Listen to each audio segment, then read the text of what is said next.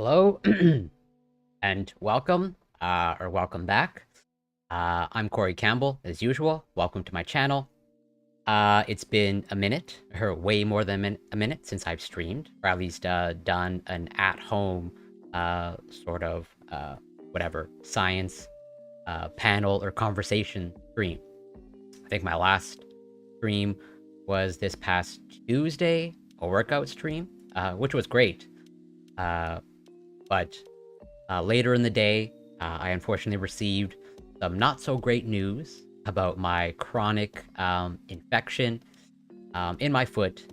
I've been off of antibiotics for a little bit over a week now, and despite multiple courses of antibiotics, it doesn't seem infection really kind of like plateaued in improvement, unfortunately.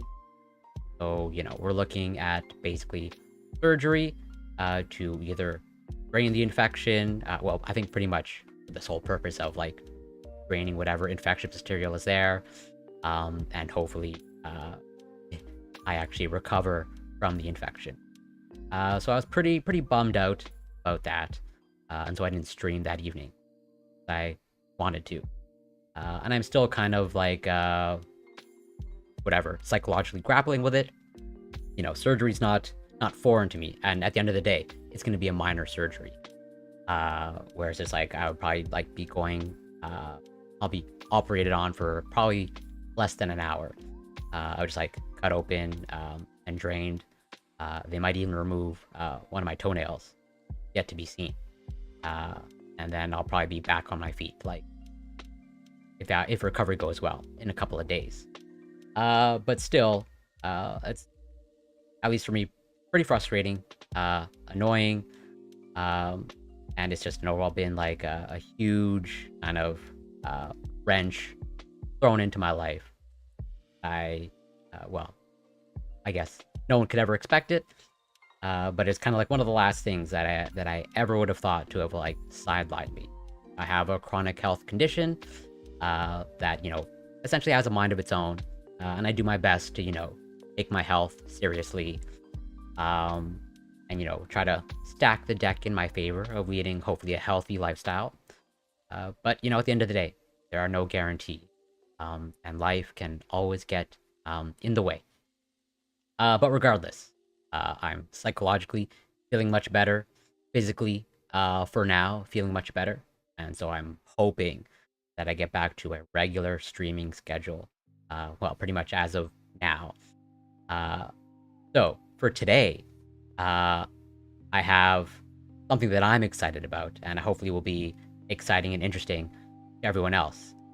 So there's a YouTuber that I follow, TheJugglingVegan. I follow a lot, or quite a few vegan YouTubers, and I watch quite a bit of vegan content, because even though I'm technically not vegan, I very much support the movement. And I'm all for, at the very least, people just being aware of what you're supporting, and what the science says also in terms of environmental issues, etc. Not to mention obviously the animal victims, and as I've tried to get the point across many times, that I strive to be vegan. I'm technically vegetarian, and I guess being vegan is kind of binary in that you're either full vegan or you're not, but I still say I'm kind of like an imperfect vegan. And what the TheJugglingVegan does is they do street advocacy. They literally like pretty much go out in their neighborhood or in their city, and they just talk to people, film it, and I think their approach is quite effective. Male rights, welcome. Thank you so much for passing by. Yeah, you can characterize me as a failed vegan, totally. But the person that I'm going to be speaking with shortly is not a failed vegan. And if anything, we should probably like dive right in, just as they're probably they told me that they're getting set up. And so just to give you a preview of the type of things that they do, we're going to start watching one of their YouTube videos.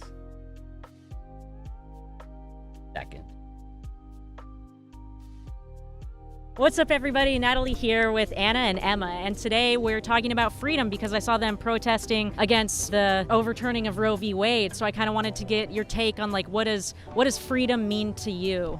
Oh my God! Whoa! I would say freedom means the ability to choose what you want to do with your life without anybody telling you what you need to do, while also owning the fact that you shouldn't affect other people's life too. Freedom. It's hard to define. It is. It is extremely hard to define. Do you have a definite I do have a definition because I literally couldn't define it earlier. I was like, if I'm asking people about it, I should probably write it down. And then I want to see if you agree with this definition because there's a couple things I take issue with. Freedom is the power or right to act, speak, or think as one wants without hindrance or restraint. What do you think about that? Of course, you should be able to speak, act, do like as you want without hindrance, unless it's like harming others. Yeah, I think that's really where it gets, is when it starts hurting others, is where my line is crossed. Yeah. I was just about to bring that up. I think you're 100% right, is that we should have the freedom to do what we want until it harms another. For example, like if I wanted to punch you in the face, right? Like, would that infringe on your freedom? Yeah. I mean, probably. Say I didn't want to punch you in the face, but I wanted to like punch a dog in the head. Would that be okay because they're an animal? Absolutely not. I have a dog, so it is absolutely no. Like that would be worse, almost in my opinion. Because dogs, we take care of them a little bit. They don't have as much of an ability as we as people do. They have plenty of ability, but they don't have as much of independence as we do, especially if we raise them. So they're definitely not. I would not be punching or condoning anybody punching dogs in the face. So what about instead of a dog, like a pig or a chicken or a cow? Like, should they also be protected from harm? I mean, I'm a vegetarian, so like I think yes. I just think that we should be in some ways just kinder to every living being, because even the way that we harm other animals, even if it's like excusable for meat, it's just such a messed up system in the way that we do it. So it's just inexcusable. Since I've learned to love rhinos and unicorns, welcome. Thanks so much for passing by. dogs so much, I've really kind of taken, I would say, thought about the fact that, hey, maybe this applies to a lot more animals than just dogs, right? Yeah. So I've started to think about pigs. I used to eat a lot of bacon, right? So this past Lent, I gave up all meat for that because of pigs, because I think pigs are very intelligent, but we don't give them enough credit, and then they're just stuck in, these places, unfortunately, a lot of times where they're just getting harvested, and it's a terrible thing. I do want to talk about the dairy industry. Are you familiar with like what happens with dairy cows? To some extent, I'm aware that they're like rigged up, right? And they don't really live beyond the factories that they were essentially produced in. The worst part about dairy is that the cows only produce milk after they've had a baby, so they're forced into pregnancy. So I think that, as someone who wants bodily autonomy, I also want to grant that to animals. Yeah. And when you buy animal agriculture products, you're taking away their right to reproductive autonomy. Have you ever thought about it from that angle? I feel like putting two and two together probably haven't. It's a really good point. No forced birth for any living being, I feel like, is valid and fair. That's heartbreaking to hear. Yeah, and then the babies are, if they're male, they're useless to the dairy industry, so they're killed pretty much right away for veal, or they're sold to beef. And then if they are dairy cows, they're impregnated 3 to 5 times till, like you said, they can't produce milk anymore and they go to a slaughterhouse. So the way I think about it is that meat is an animal who has already died and dairy is an animal who will die. You said you gave up meat for Lent. How did you find that experience? It really wasn't anything difficult. We just got by. It was somewhat difficult to find the different things, but we found them, and we just found other ways, a lot of beans, a lot of rice and stuff like that, to get through. You said you hadn't thought about it. Is it something you are willing to look into? I think so. I think it's definitely something I'm willing to expand my view on and kind of be more mindful about whatever animal products I do purchase. If after I think about it, I still want to purchase any animal products anymore, because it might severely depress me to look more into it. Do you think you saved any animals during that time? Absolutely, because before that, I was so I think about this a lot, and it was a comedian that I have to give him credit, Bill Burr. He has he has a bit that it says, every day that I live, something has to die. That's a very, very messed up thing, that every day I live, something has to die for me to live. That's sad. I wish it wouldn't be like that. I wish we could find a better way. So I definitely feel, and I know, because I gave up I used to eat almost bacon every day. I love bacon. I love that. But you recognize that the taste doesn't justify putting a pig into a gas chamber, right? Absolutely. Do you have any questions about it, or like about being vegan or anything? Are you a vegan? Yeah, I've been vegan since COVID because I found out that 75% of pandemics are caused by animal agriculture. And I was like, I felt like a hypocrite because I was wearing a mask and like not seeing my friends, but I was still buying meat products, which scientists have said the next pandemic will probably come from factory farms. So it seemed very hypocritical to me. Yeah. Whoa, that's wild. Do you have any other like objections, like animals eat other animals? Does that mean that we can? I mean, that's all they got. That's all I got. I don't know what else to say to that. You know, that's what it came up in the spur of the moment there. But really, when you think about it, that's their only choice. We have choice. You're 100% right. Yeah, I think that, you know, they do it out of necessity, and we don't have to do it out of necessity. And like you touched on earlier, we do have the ability to decide right from wrong that animals don't necessarily have. If you could live a life where you intentionally harmed humans, intentionally harmed animals, or neither, what would you choose? Neither. Yeah, neither. Neither. Would being vegan be more in line with that goal? Probably so. Yeah. It probably would. I would love to harm nobody, of course. Yeah, sure. Yeah. You have the choice every day. You absolutely do. And you have to make a sacrifice in that choice a little bit. Yeah, I mean, it does come with a little sacrifice for sure. I mean, bacon tastes good. Nobody's going to say it doesn't probably taste good. Yeah. But, I mean, is that worth the life of some pig that lived in, you know, a little cage and then got slaughtered? No, I don't think so. This video was brought to you by my Patreon last month. So that's pretty much in a nutshell the type of advocacy that they do. Pretty much, you know, boots on the ground, talking with people, getting their perspective. And I think they're ready. I think I'm going to give them a call now. Just one moment.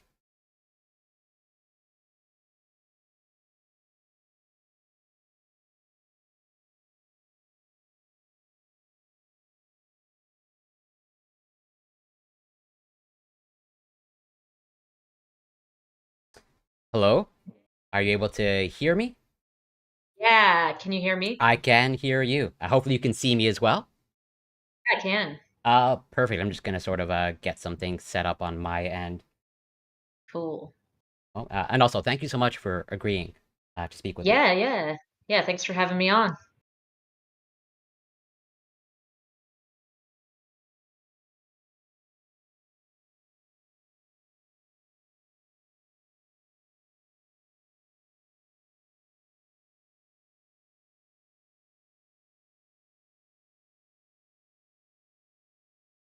Almost there. Cool. So does it also like record this conversation? Yeah. And actually, I was going to Cool. say, if you perhaps wanted video, more than happy to share it. That's up to you. Yeah, I would love to maybe like clip some of it, put it on my channel if possible. Yeah, I think I'm sure there's a way where I can pretty much give you access to the VOD and Cool. you can download it. Sweet. Just Yeah, I've never done a live anything before. I'm and just hoping I don't say I've something never stupid. and I've wanted to do YouTube content, but I've never like edited or anything like that. Ah, I don't think that's in my skill set just yet, unfortunately. it's pretty easy, honestly. Like as long as you get an editing software, it's not too hard. Okay, I think we are good to go. All right, perfect. So thank Sweet. you again. Much appreciated. So I want to respect your time. So I don't know how much time you have, but I'll set a timer. I guess for maybe an hour and a half. And if you want to cut it short, I don't want to like force you to stay an hour and a half. Okay. But I figured something that doesn't eat up too much of your time, and if perhaps you want to have a future conversation again, and an hour and a half wasn't enough, I'd be totally open to that. And so if you want to introduce yourself and who you are, and your YouTube channel, definitely plug that. My name is Natalie, aka TheJugglingVegan, and I'm a YouTube vegan content creator. I mostly do street activism. If you've ever seen like Earthling Ed or Joey Carbstrong, that's kind of similar to what I do. I basically interview non-vegans about veganism. Sometimes I do other stuff like book reviews, but that's kind of the main part of my content. Then there's a lot of, so I also watch Earthling Ed, Joey Carbstrong, as well. And it's, at least to me, it's super interesting, sort of contrasting styles. I sort of want to touch upon, what do you think or feel is the best style? But you want to even, so we just actually finished watching one of your videos, your most recent one, Okay. the July 4th one, about freedom. So do you Nice. want to perhaps like share, even though like I know it, do you want to share your journey with veganism? Because I think it's fairly well, I think you pretty much make it clear that you started with COVID as a result, basically, of COVID. Yeah, definitely. And another thing about that video I do want to throw out there is so in that video that I posted, there were two conversations, but there was actually another woman that I interviewed, and she was a lot more anti-vegan than the other two. And I was like, oh, this is such a good conversation. It's going to be a great contrast for the other two. And then she emailed me a couple days afterward and she said, I stand by everything I said, but I don't want anyone seeing this conversation, so I had to edit that part out. So it was kind of a bummer because it was like Oh, really, it was a very kind of contentious, heated debate. So it's a shame that that wasn't in there. But yeah, so I guess I feel like every vegan kind of has a like a long journey, and there's different aspects to it. Um, for me, like I never really thought I would be vegan or even vegetarian. I didn't really like vegetarians, mostly because this one guy in my middle school was vegetarian and he was really annoying, which I know is a stupid reason to hate vegetarians, but that's kind of where I was. I grew up in Tennessee, so very, not really friendly to that lifestyle. And then everything started to change. Kind of when I heard about Game Changers, I didn't even see Game Changers, right. but I heard that some of the Tennessee Titans were vegan. And I was like, oh, wow, if football players can do it, like that's so cool. Maybe there's something to that. And then it was in 2019 that I first heard of kind of Peter Singer's theory of moral concern, Mm-hmm. where, the circle They're of called morality. compassion, and And yeah. yeah, exactly, exactly. So, I found that argument really compelling, and it was kind of looking at all the atrocities throughout history and how people justified them, and then seeing that that's pretty much exactly the way meat eaters justify treating animals so terribly. But that didn't really make me change much. I guess I kind of went a little more plant-based, but didn't really think it was a moral imperative until COVID. And then I found out I had one vegan friend, and she posted an infographic about all the diseases that came from animals. And, there were like 10 of them or something. And I didn't really like being in quarantine, like I couldn't go to the gym, I couldn't go to bars. Those were like the only places I go. So I didn't really like it, and I figured it didn't really make sense to keep paying for these meat products if they're gonna cause pandemics. And it's not just animal agriculture, it's also the whole system of animal exploitation and the fact that animal agriculture is, harming the climate so much that it's pushing wild animals closer to human populations. Mm-hmm. So that's another, even if it comes from a wild animal, that's still related to animal agriculture. But then it really wasn't until I came across Earthling Ed. I was on the vegan subreddit. For some reason, I don't know how I ended up there, but someone linked to his book, 30 Non-Vegan Excuses and How to Respond to Them. Have you ever read that? No, I haven't read any of Earthling Ed's works yet. It's on my list, especially Cool, the vegan cool. propaganda Yeah, one. yeah. That one's great. But so this book, I didn't really know what it was when I was reading it. I just started reading it. But basically, what it is it goes through all the excuses people use for not being vegan, like, it's expensive or vegetarian's enough. And he just like logically debunks them. And, it's written for vegan activists, but I didn't know that at the time. So that's pretty much the day I went vegan. And Reddit has like a veganbootcamp.org on the sidebar. So I signed up for that. The first day is to watch Dominion. Did you ever watch Dominion or Earthlings or Yes, anything? I have watched Yeah, Dominion. yeah. So after that, I've just been full vegan. So Okay. And here's where I should be transparent. And maybe you'll convince. So I'm technically not fully vegan, or basically I'm not vegan. Um, oh, interesting. I just I kind of assumed you were. so I will fully admit that I strive to be. And at the very least, where to me veganism is, it seems to be kind of like binary. of like you're either full in or not. But I have to, so I don't eat any animal flesh. I don't eat eggs. I don't generally consume dairy. But I do every once in a while have some cheese, or I make a dish that contains. That's pretty much the Okay. extent. Because well, and I'm not going to sit here and say that because I'm as a result of your videos and like I know the dairy industry and the forced impregnation, taking the calves from the mother, and so I'm not going to sit here and justify it. Other than Okay. like I have a lot of so I have a chronic illness. I have Crohn's Ah. disease, and I have Oh, I okay. have a lot of dietary restrictions like already. And I generally don't like eat a lot for pleasure. But every once in a while I do like a pasta dish with cheese. Pretty much like the extent of my sort of animal product consumption.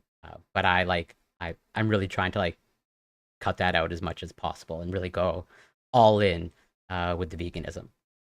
Okay. So like, are you unable to eat like the vegan cheeses due to dietary restrictions, or? So some of them like don't appear to, and also like some of them also don't taste the greatest. But like it's mostly same thing with some of like protein powders. Like there's I've tried many vegan protein powders. But the one protein powder that like seems to agree with me is derived from dairy technically. Uh, Whey yeah, or exactly. Uh, and so it's like so yeah, go ahead. there's a brand called, I think it's like Perfect Day or something. They somehow isolated whey protein without using animals. So I'm not Okay. sure how it works, but that should be identical. So I would say you should try that, see how it Yeah, no, agrees I'm with you, all for because I think experimenting. it is identical and you can order it in the US.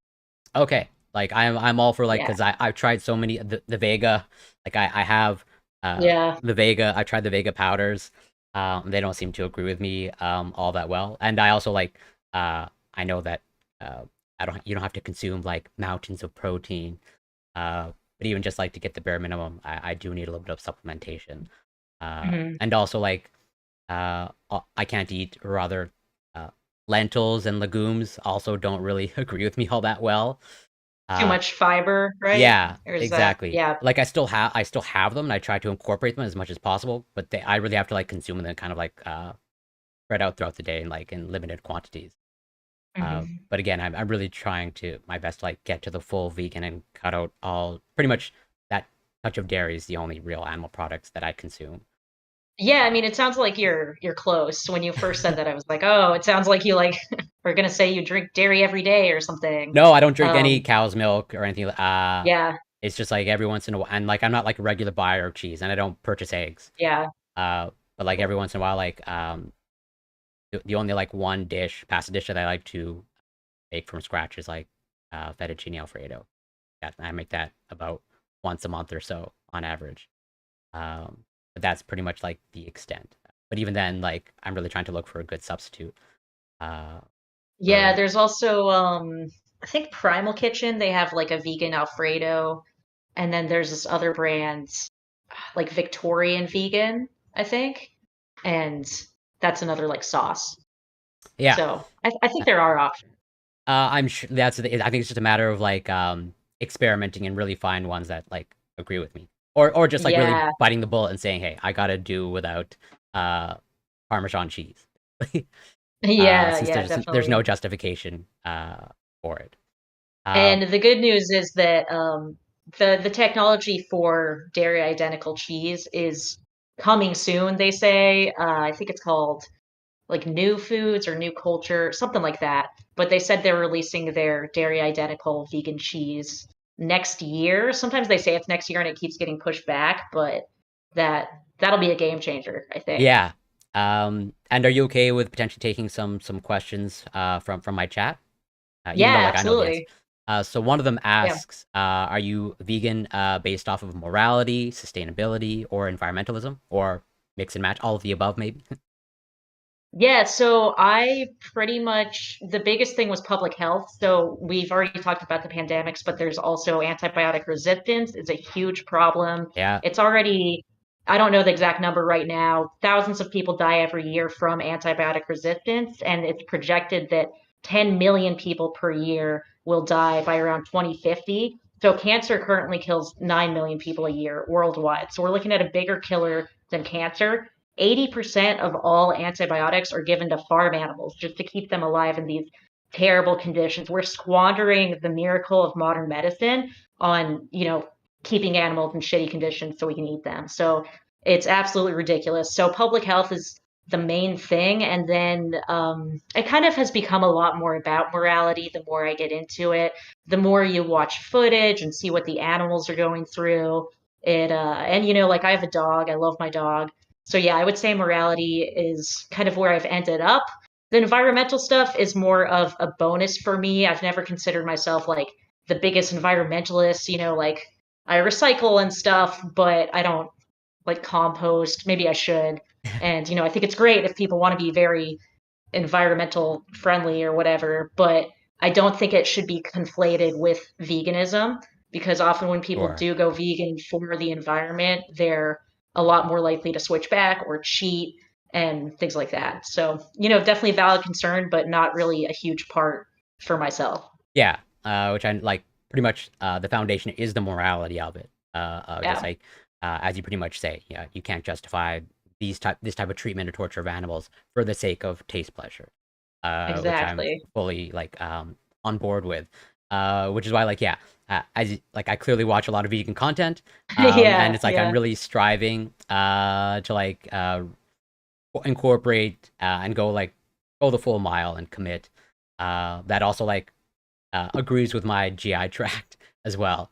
Yeah, Uh, yeah. And that's one of those things like there are a lot of kind of health issues that you don't necessarily have control over. And the definition of veganism is to exclude animal suffering, I guess, as far as practicable and possible. So if someone did have like a medical condition that required they ate meat like once a week or something, if they were doing the minimum, they could technically still be considered vegan.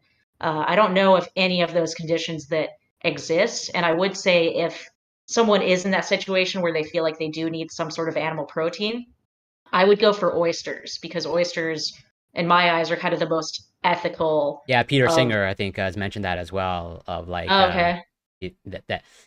they're obviously staunchly vegan and they're hugely an animal rights advocate.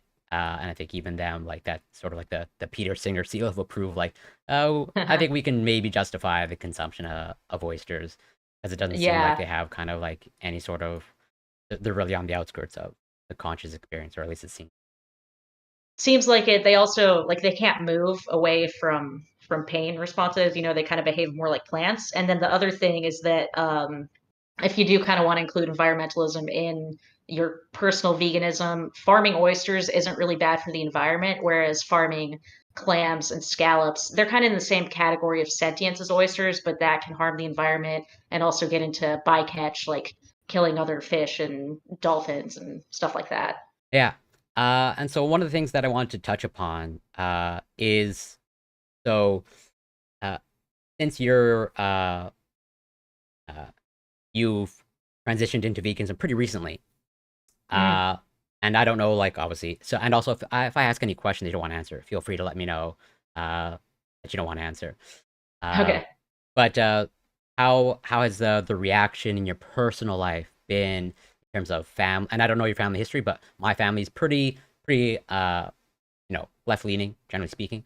Um, but even then, to be sort of at the very least me plant based, or pretty much I don't know imperfect vegan. That's kind of like a Yeah. pretty radical concept for the people around me. Do you feel has that been the same similar experience for you? Somewhat. My family, they've mostly been pretty cool about it. I remember it was like 3 weeks before I really went vegan, but I was like, vegan for breakfast and lunch or whatever. And I was talking to my mom on the phone just about something else. She's like, I hate vegans and vegetarians, blah, blah, blah. They think they're so much better. And I was like, oh, God damn it. But yeah, when I like did tell them I was vegan, they've been very supportive. My mom went plant-based for a month. And I think one of the things is that like if you are really well educated about it, you really stand your ground, like they know that they can't win an argument with me. Like it's just not possible. And when they've tried, it's just like immediate shut them down, you know? So I think being knowledgeable really helps. Luckily, I don't live with my family or anything. I think it's a lot harder for people who are, you know, still in high school and their parents are kind of trying to control them. Like I've met people who say that they want to go vegan, but their dad will like sneak meat into their food. So luckily my family's been pretty good about it. My sister was kind of weird. I like told her I was vegan. She was like, "You better not try to get me to go vegan." Little did she know that, of course, I would do that. But that was kind of like right when I was fresh being vegan. And yeah, they've definitely gotten a lot better. I host Thanksgiving every year, and it's been vegan, and they haven't complained about it. So yeah, they've been very good. My friends are kind of worse than that. You know, they're very much like kind of the non-vegan leftist crowd, which is my least favorite type of non-vegan. So that has presented a few difficulties where I'm, you know, I think it's also hard because I was never one of the more like active types or like the activist or whatever. Like I didn't really care that much about most issues, and then I'm taking a really hard stance against animal agriculture. And from my perspective, it's like, okay, if I think this is bad, then you should really look at how bad it is. But from theirs, it just comes across as me like judging them or something like that. I don't know. Yeah.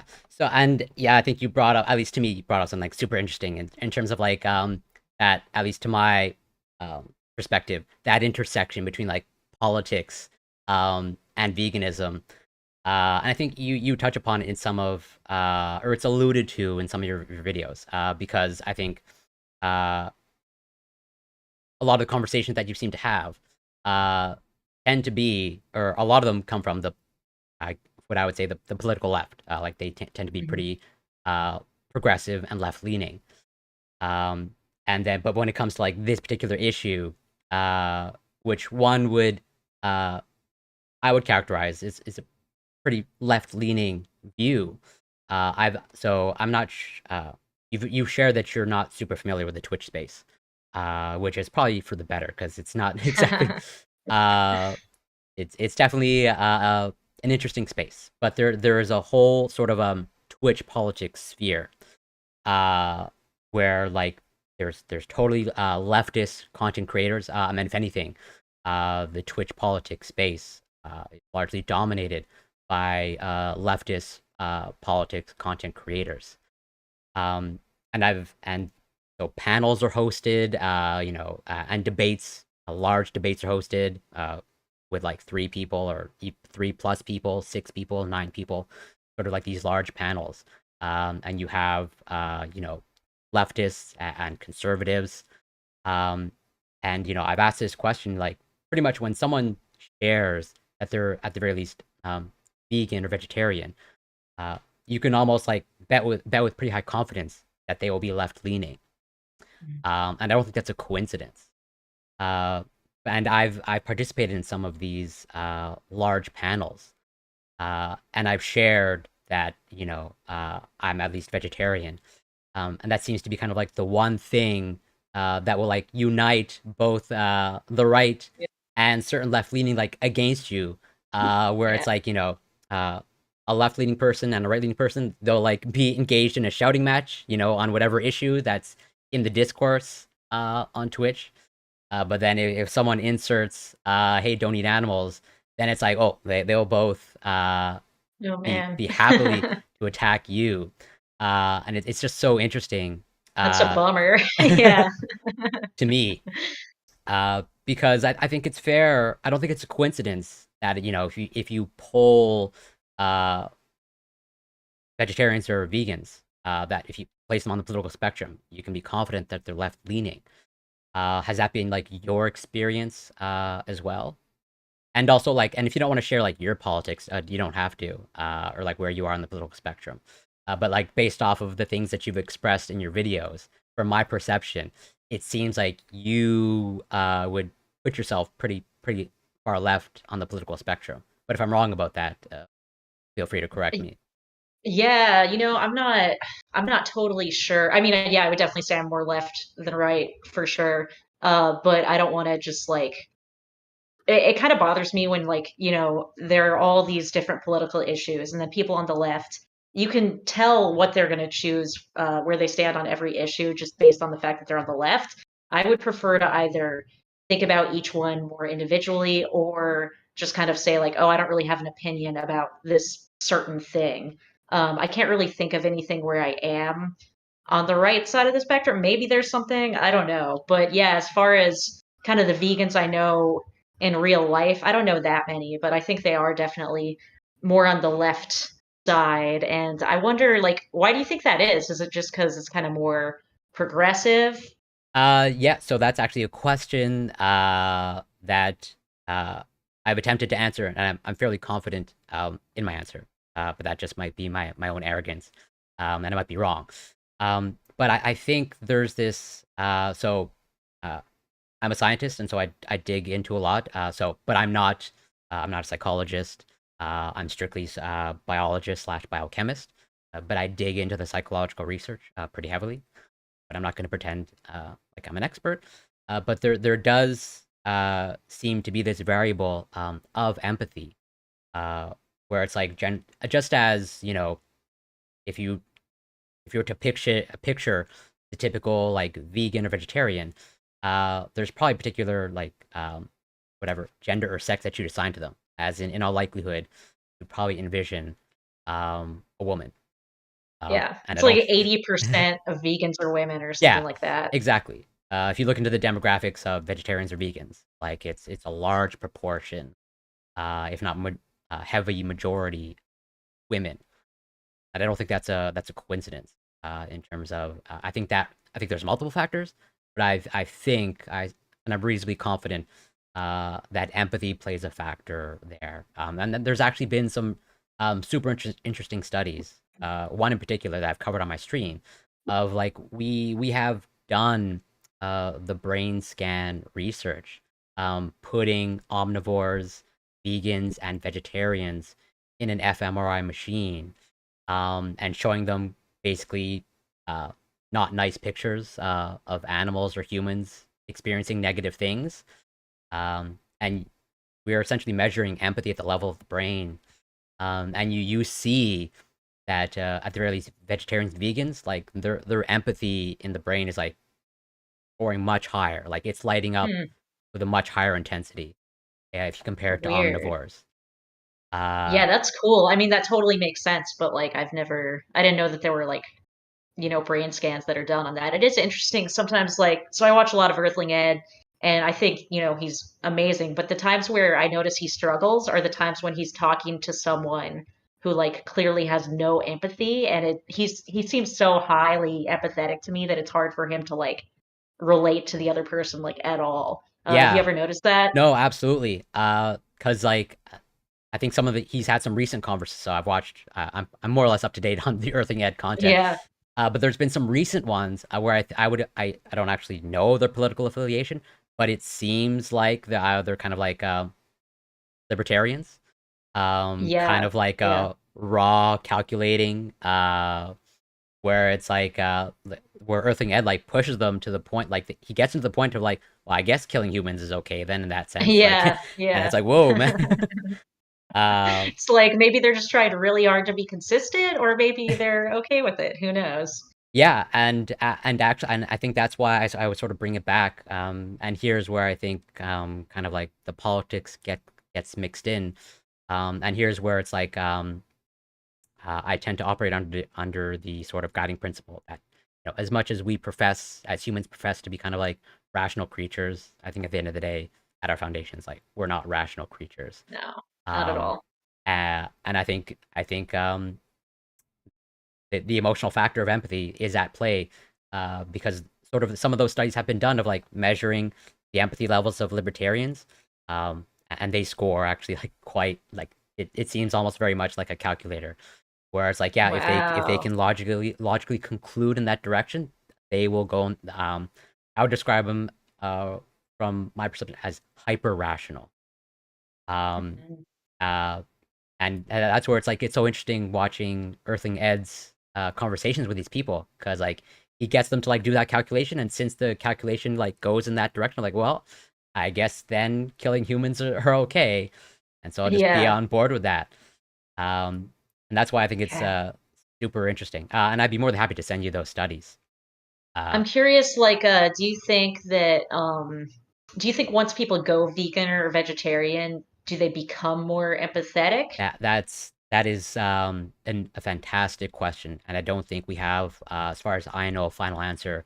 In terms of like, is it someone who makes that dietary switch that then their sort of empathy at the level of the brain increases, or is it something beforehand where like as a result of increased empathy, then they make the dietary change? Um, Mm, I personally don't know for sure, but I would suspect that it's probably the emotional aspect that comes in first. Are you still there? Did I freeze?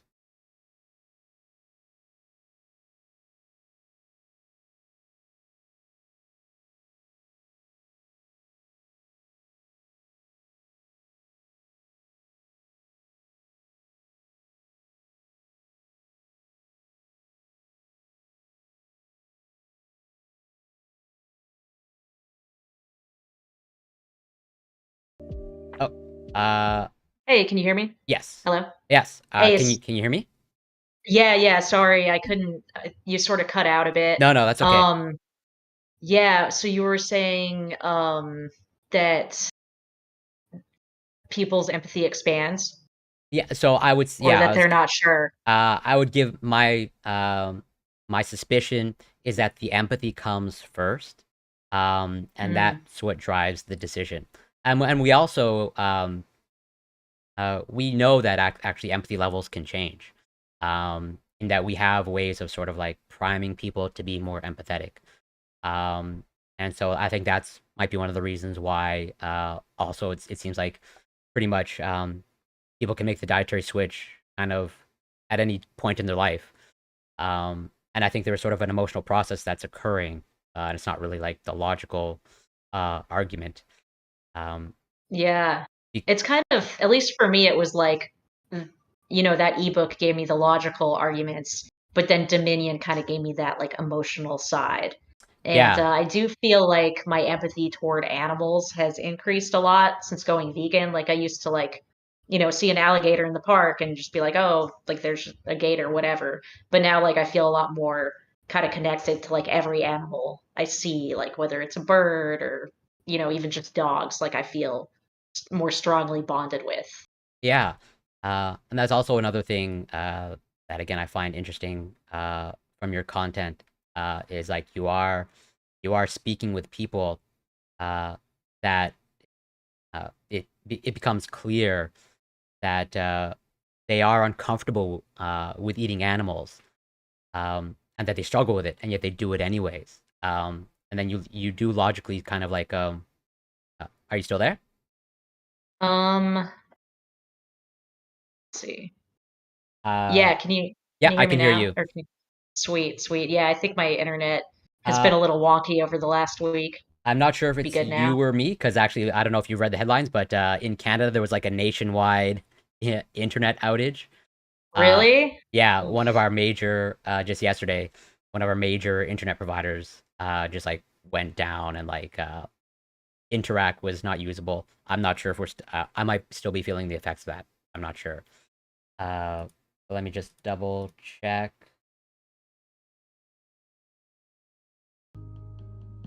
Okay, I think we're good now. Sweet. Oh, I didn't even know you were in Canada. What part are you uh, in? yeah. So actually, I'm in Quebec, so French speaking. Cool. I don't know how much. Well, don't dox yourself if you don't want to, but I think you're pretty transparent about where you're from. Uh, Yeah, yeah. uh, Yeah, Louisiana. Um, yeah. So yeah. I'm not sure if I think there's a French speaking population. Um, I don't know how big it Um, like from my understanding. I could be totally wrong.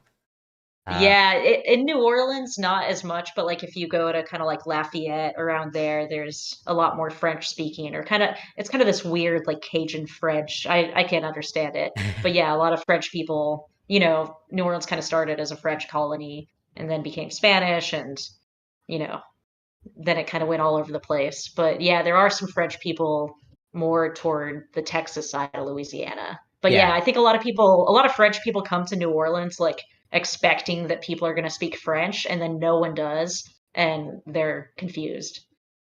Uh, yeah, I'm totally ignorant on. I only just hear like, oh, there's apparently a large French population in Louisiana, and I have no idea like how big it is. But Yeah. so you want to maybe share your journey of like what really got you into advocacy or what compelled you? Because it seems like based off of your timeline that like you making the switch to veganism and advocacy was like shortly afterwards, or it was like one in one of like as soon as you made that switch, that conscious decision. It's like, well, I also have to like advocate for it. So like, yeah, was there a particular journey that compelled you to, and especially your particular brand of street advocacy?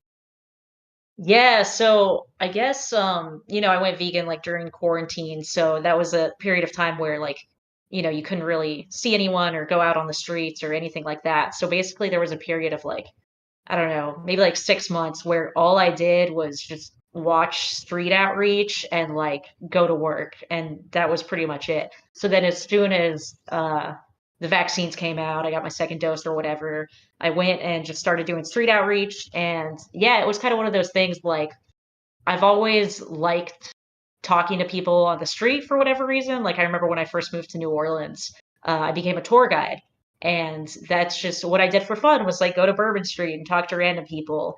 And yeah, kind of seeing Earthling Ed and watching Humane Hancock, and I really just enjoyed talking about it. And I was talking to my friends about it, and then they get pissed at me or whatever. So I figured I needed to get that out somewhere else. So yeah, if I don't do activism, I just get really mad at everyone, and then I'll just go to Reddit and like start arguments, which I do all the time anyway. But doing the street outreach is like a really important outlet for me. And yeah, I think in terms of advocacy, it's good to play to your strengths, and I feel like I'm pretty good at making people like non-defensive and just kind of like getting them to an honest place.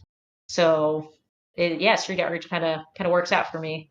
Yeah, that's definitely one of the things that makes me gravitate towards your content. Is it seems like at least from my perspective, like you kind of make an attempt to meet people where they're at. Um, and I honestly like I have sort of my inkling, but I don't really know what the best way to best approach to like as I say change hearts and minds. Sort of like there's that the Joey Carb strong way of like really in your face, sort of I get at the very least like assertive or maybe borderline aggressive. Yeah. Um, and the Earthling Ed, I think you have there's a strong overlap between you and Earthling Ed. But Hmm. you're more like a conversation, and Earthling Ed sort of like I think at least based off of his like recent content, like strictly debates of like Yeah. let's logic it out. And I think your approach is not only I think super interesting, but I think at least from what I can tell, maybe the most effective in terms of like well maybe it helps that you also I think offer alcohol from time to time, and so Sometimes, yeah. but and obviously uh your videos are edited content. So I don't know how much of your experience when I don't know how often you experience like aggressive people like when you try to approach Hmm. them. I think you've mentioned recently in one of your Q&A videos recently of like you shared this experience of like you essentially being assaulted. Um, Yeah. and so like of those sort of productive conversations that you have, would you say that's like majority, minority, really a mixed bag? And do you are you concerned of like this sort of like this uh, basically angering people and people potentially physically lashing out at you? Yeah, so I guess kind of going back to the Joey versus Ed approach, I think one thing that's really important to keep in mind is like if you're showing footage versus not showing footage, like I think if you are showing footage like Joey does a lot of the time, you can be a lot more aggressive and get away with it. Like if I'm doing cubes for AV, which they don't have in New Orleans, but like I was doing those in Boston, like if you're showing what's happening to the animals, you can be a lot more direct with people and that kind of thing. But I feel like when you're not showing footage, probably better, like you said, to be more like Earthling Ed and just kind of nicer and less aggressive. And in terms of people being aggressive toward me, it usually happens like it's rare that I'm filming someone and they're aggressive. It's usually more like people on the street. Like if I have my sign that says free beer if you talk to me about veganism, a lot of times dudes will be like total assholes, There's that whole like meat has to be masculine Yeah, and that absolutely. that weird thing,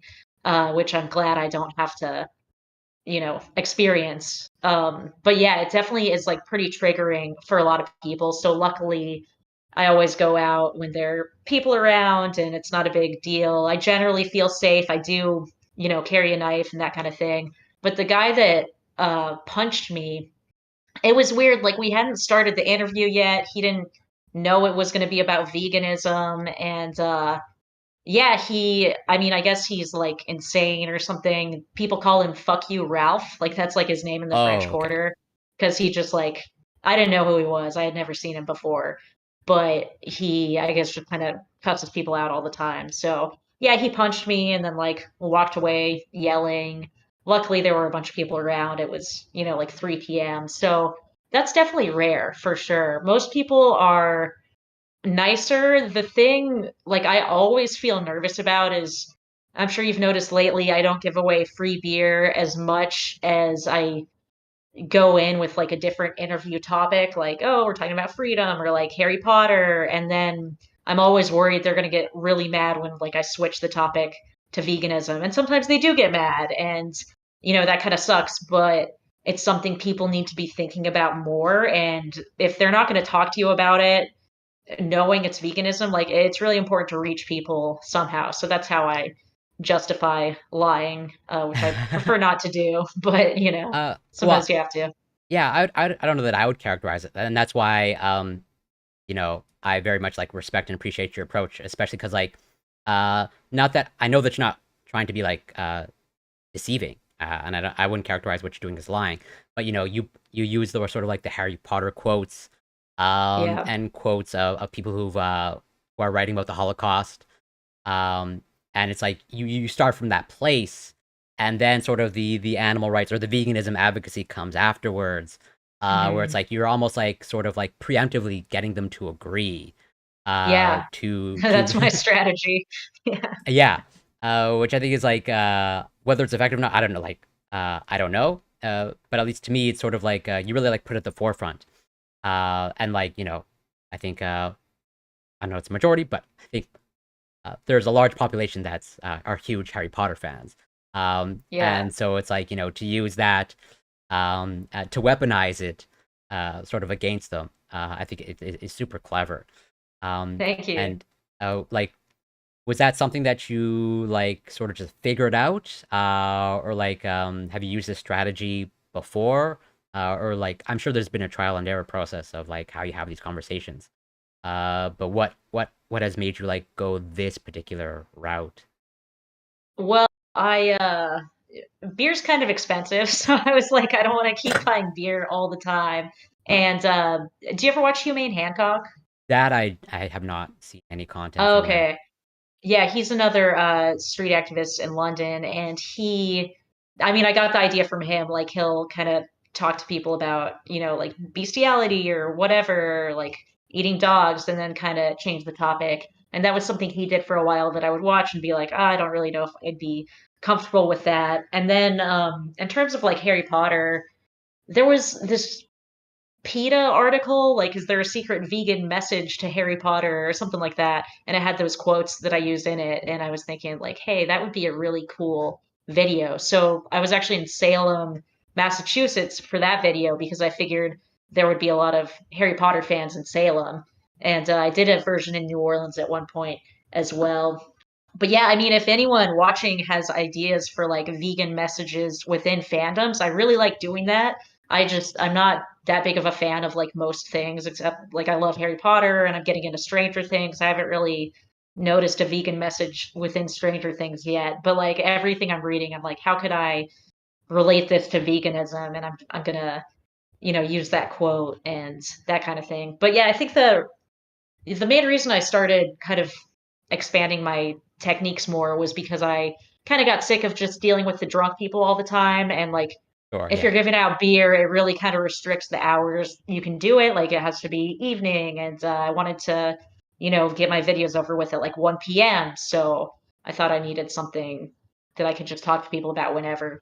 So Yeah, that's kind of and why I went probably, down that yeah, route. more sustainable, I guess. Yeah, And exactly. well, yeah, would the alcohol either help or hurt the conversation? I guess that's might be debatable. Like, Yeah.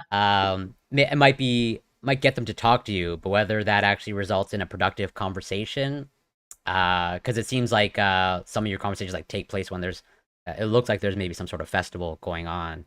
Um, and so it's like it might not be the people I don't know, at their cognitive best. Uh, Yeah. Well, so none of them are in festivals. That's just how New Orleans is on the streets like all the time. okay, yeah, Like fair. there's always a street party, which is kind of crazy. But yeah, I think that, me giving someone one drink, I don't think it's going to affect them that much. The problem is that a lot of people are like already really drunk when they want to talk to me. So then it can be kind of hard. And sometimes, I just want that content because drunk people say dumb stuff and I think it's funny, and sometimes that happens, but a lot of times they just like don't make sense. I don't know if they even remember the conversation, and I don't know if it is the best use of time. But I like drinking, and I like going out on the streets, so that was kind of like an incentive to kind of get me to do it. But now I feel like I've built the habit enough to where I may not need to rely on that as much. But yeah, it's fun. Sometimes I still go out and give beer and like give beer out and don't really record it just because it's a good Friday night. Yeah. And again, another thing that um makes me like appreciate and respect your content is like I think you're really not necessarily blunt, but I think you're upfront in terms of like what the veganism movement is. Like I think one of the best ways to characterize it is like it's a social justice movement for the animals. Hmm. And that's why I think there's this strong overlap with like left-wing politics, because I think there's what's more left leaning Yeah, than social justice, right? Um true. Don't uh tell that to the non-vegan leftists though. They don't like well, to hear it. exactly. That's why it's so interesting, because I would consider myself a leftist, very on that political spectrum. But I very much support like the vegan movement, because I don't think there's any like justification for it. But again, it seems to be Yeah. like the one thing like where it's like there's like this conservative part of their brain that is like preserved in these left-leaning individuals. Especially Yeah. like I think you've had some of these conversations. Well, I watched them where it's like they will talk about, well, we have to change the system. That they're very much Mhm. like anti-capitalist, and yet, like to my eye and like to my perspective, like there's very few things that like exemplify sort of like the capitalist system and like this like torture and exploitation of animals, where it's like the most Yeah. efficient way to like modify something at the expense of like these clearly sentient, living, experiencing animals. Uh, Yeah. but yet even then, like you get that. Are those like the most like uh, unenjoyable or like frustrating conversations for you? Um, Man, sometimes I feel like the Welcome more to Flavor unenjoyable and Country. frustrating it looks, like the more I enjoy it, because I can like like I don't know what it is, but yeah, like that one, the girl that didn't want me to put her video up, she was that kind of like leftist type, very much like, oh, the problem is everyone else except for me, essentially. And yeah, it is interesting because you're right, that it is like one of the most capitalistic things is to commodify these living creatures. But I think it's really hard. It's really easy for people to fight against something when they don't have to change anything about their life. But I if they agree have to like wholeheartedly. sacrifice something, then they're going to try to justify it no matter how they can. And food is interesting because, every time you eat, there's dopamine in your brain. And I think a lot of times people confuse meat with that dopamine when really it's just the fact that you're eating, and whatever you're eating, if it tastes good and vegan food does taste good, you're going to get that dopamine hit. So I think that it's just kind of like it's also this survival mechanism. Food is a big part of survival. So I think it gets all kinds of confused in people's heads, and they don't necessarily realize that, like you said earlier, humans are not rational at all. And I think a lot of people feel like maybe they are more rational than they actually are. Yeah. That's why it's like, I think to me, those are some of the most interesting conversations where it's like, in real time, like you are like, it's pretty clear, like they're uncomfortable with the idea and they're grappling with it and you're like Yeah. confronting them with it. But I think as you rightly say, where it's like if it requires sort of, even though I think the way you characterize it, I think it's probably best because it's like, I think as you say, we don't have to do much to be vegan. Like you just have to like stop Yeah. buying these things. But like they're in sort of the psychological aspect, like it is sort of like you have to sort of change something in your lifestyle, right? Yeah. And that's sort of like the hurdle, because it's maybe it's sort of like easier to not be a racist because you just have to kind of like I don't know, Yeah. not say the N word and treat people with dignity and respect. Yeah, But exactly. like if there's like a buy-in of like, oh, I have to actually like make conscious choices at the grocery store, then well, that's kind of like a bridge too far. And that's why it's like it's so interesting with these, as you say, the leftist crowd, where it's like, yeah, well, they have a problem with it, but not my responsibility. Like we just have to. Yeah. How do you respond to like, well, it's not me, it's the system. Like Yeah. until like the system changes, I'm gonna keep doing my thing. Yeah, so that's how do I respond when that happens?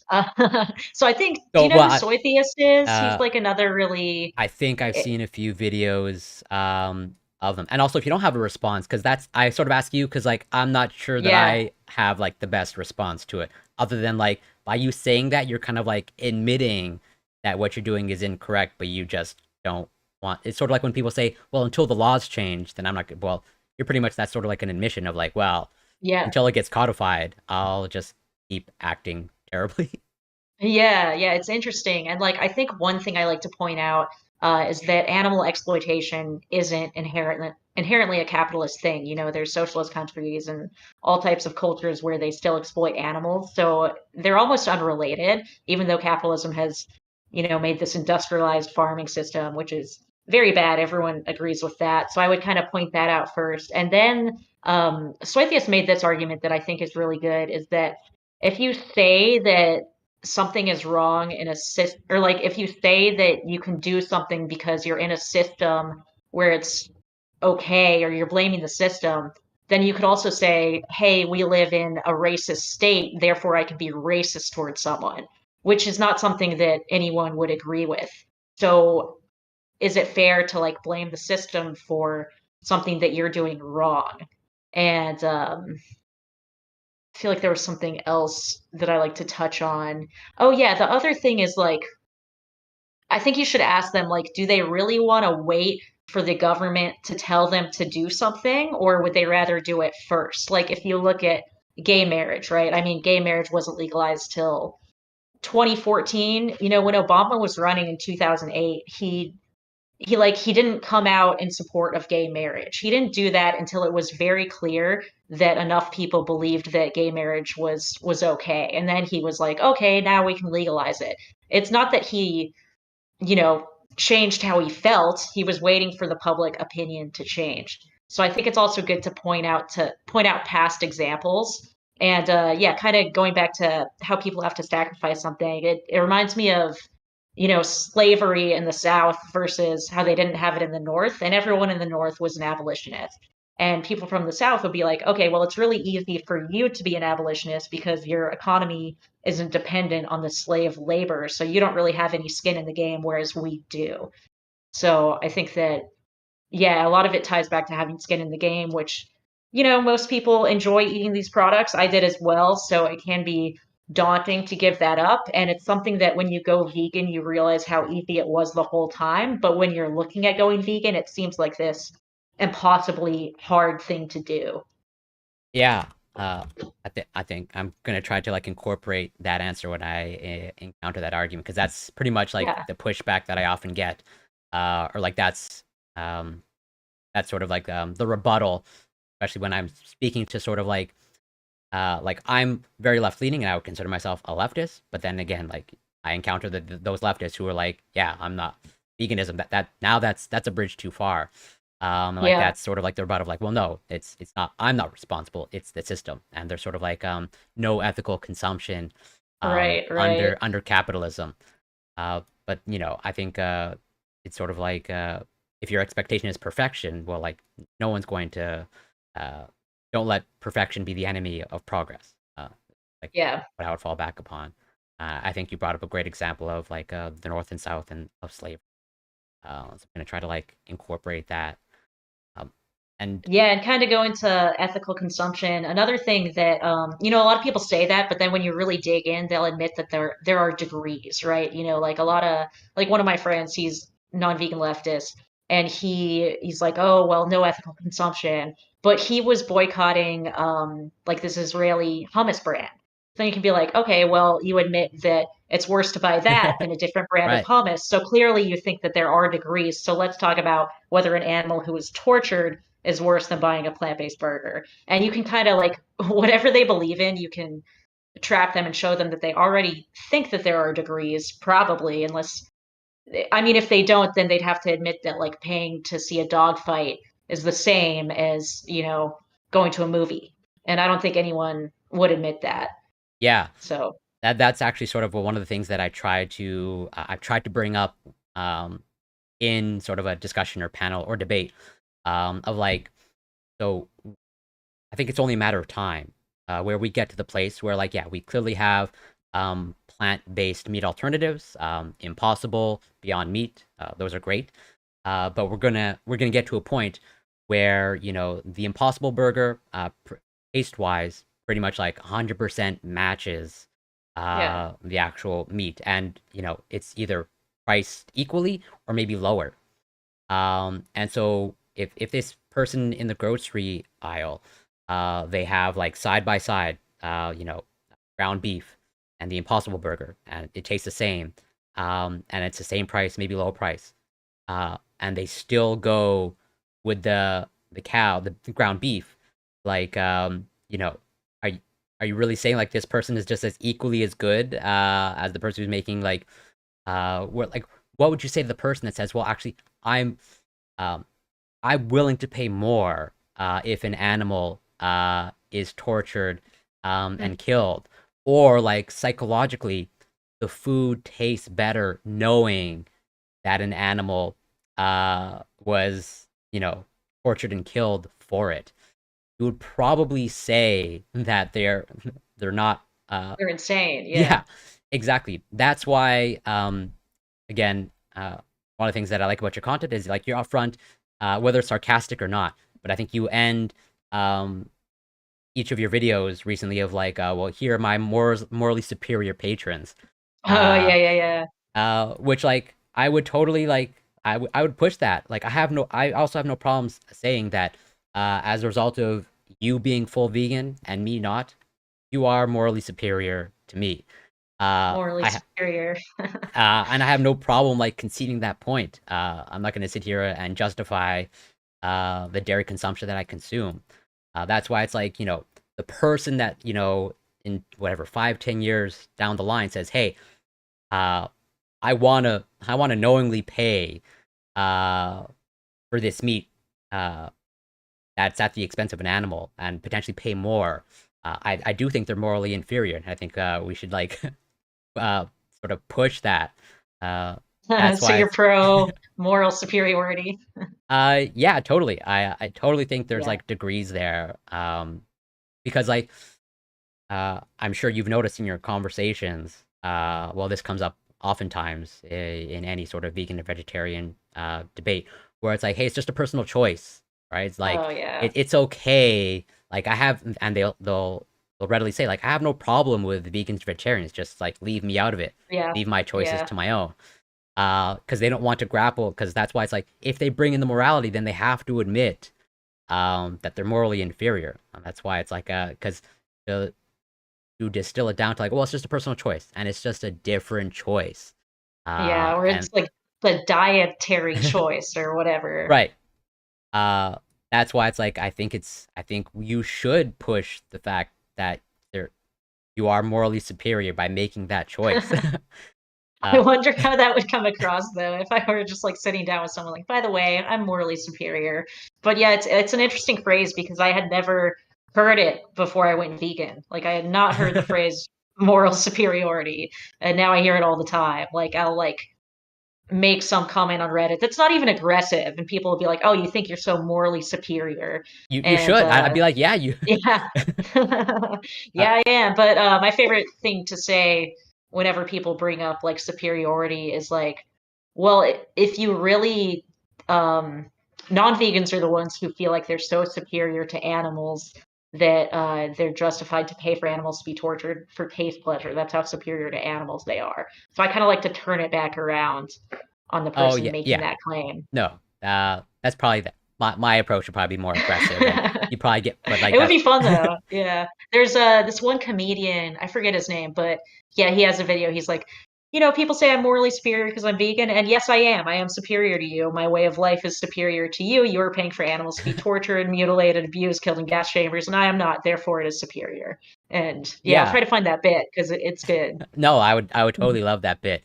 If you can, that's why it's like I think well, yeah, when people push back with that, like, well, yeah, convenient for you to say there's no moral question because like you're the one Yeah. who's actively participating, and I'm the one asking you not to, and so it's like, yeah, of course you want to shift it to like, well, it's just a personal choice, and it's just like it's Yeah. just a different choice, like convenient for you, but like obviously not so convenient for the animals.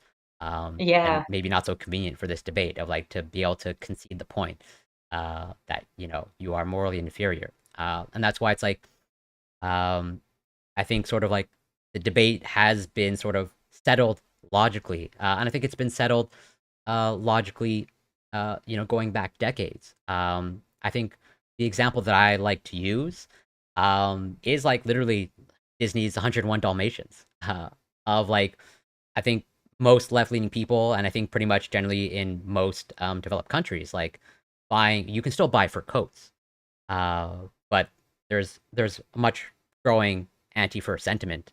And Yeah. I think we, especially like comparing like 90s to today or early 2000s, where it's like, yeah, like what would you say to the person where it's like, they actively like we have clear substitutes. Um, there's no real justification other than like whatever, like maybe it feels better in terms of like the actual tactile touch. Uh, Yeah. but like, what would you say to the person of like, oh, it's just a different choice of coat, um, and there's a reason why the villain in 101 Dalmatians is called Cruella de Vil, because like you can't, no one would attempt to justify of like making coats out of dogs or Dalmatians, because like from a utility aspect, there's no justification. No one would buy that justification of like, oh, just real fur feels better. Uh, Yeah. and so I think that's why it's like boiling it down or distilling it down to like taste pleasure of like, can you justify this type of treatment of animals just for your sort of X number of minutes of taste that you receive? Uh, and that's why I think like the debate is like clearly settled, and like I think you very quickly corner people. Um, but have you experienced so far in your conversations of someone sort of like Welcome to change their Flavor mind Country. in real time? And have you had any sort of follow up with some of these people where it's like, as a result of your conversation, they've made the switch, or like now they're in the process of evolving and making that dietary choice? Yeah, there's this one, it's in I think it's called like Generations Clash over veganism. There was this he's like 18 or 19. He was a really sweet kid and he like already, I think wanted to go vegan, and like the thing that was holding him back was that he just thought being vegan would like be way more expensive. So once I told him like, hey, this study came out, it's 30% cheaper, and if you go to the store, blah blah blah, it's cheaper. He was like, all right, you convinced me, I'm going vegan. And I was like, oh, that's awesome. And then I haven't followed up with him. I don't think I got any contact info. And then recently I was in New York. I know this guy I talked to like went to a vegan restaurant right after we talked because I ran into him there. And at the end of our conversation, he was like, wow, you really like made me think and like blah, blah, blah, blah, blah. And then this other guy I keep running into in New Orleans, he was from my first video. He is not vegan, but he used to drink 3 gallons of milk per week, and he switched to That's oat like milk. 6 liters plus or something like that. That's a lot of milk. That's like almost That's a lot. a It's liter a day or something. 750 calories from milk every day. That's a lot. So that's a lot of milk. It's a ridiculous amount of milk. No one should ever be drinking that much milk. But he like loved milk. But yeah, so he switched to oat milk, and then another guy in New Orleans, I posted the video and I was like, "Oh, are you vegan yet?" He's like, "Not yet. Give me a couple months." So it's probably been a month, so I'll check in with him again. And Okay. then yeah, like people will message me sometimes just like from cubes. I think cubes are very effective showing the footage. I've got a couple messages from people like I can't stop thinking about that footage and things like that. So yeah, I definitely have gotten some messages, but not like I almost feel like street outreach is more useful for people watching it than people in the interviews. Okay. Um, Yeah. and so, and I've also I've watched Earthlings, which is not an easy watch.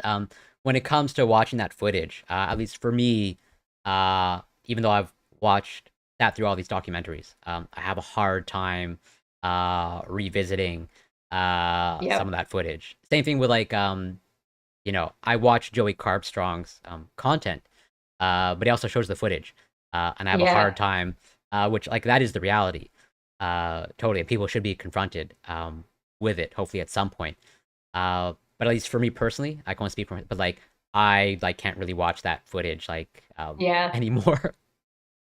Yeah, I mean, I definitely see where you're coming from. I prefer not to as well. But the cool thing about cubes is that like even though the footage is on, like I feel like it doesn't affect me nearly as much because you can like you're usually like talking to the people while they're kind of watching it and you can kind of turn away. So it is a lot easier to show it on the street than to like be watching it like on your phone or your TV. Like that's always it's a lot harder emotionally, I think. But yeah, sometimes yeah, you'll just be watching a Joey Harpshrod video, and then all of a sudden it's like this horrible violence, and I'm like I had to stop following him on Instagram because he just posts too much footage, which is it's great that he does that, but yeah, it's we don't want to traumatize ourselves further.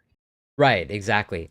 And that's why it's like, there's that fine line of like, I also don't want to be like the person that like, who's not questioning their dietary choice, and they just don't want to, on principle, be confronted with the reality, right? It's like that Yeah. fine line between like grappling with the reality, but also not re-traumatizing yourself, because it's possible, like maybe with enough more exposure to the footage, like I will just drop my occasional cheese eating habit, right? Maybe that's all it takes is more exposure. I don't know.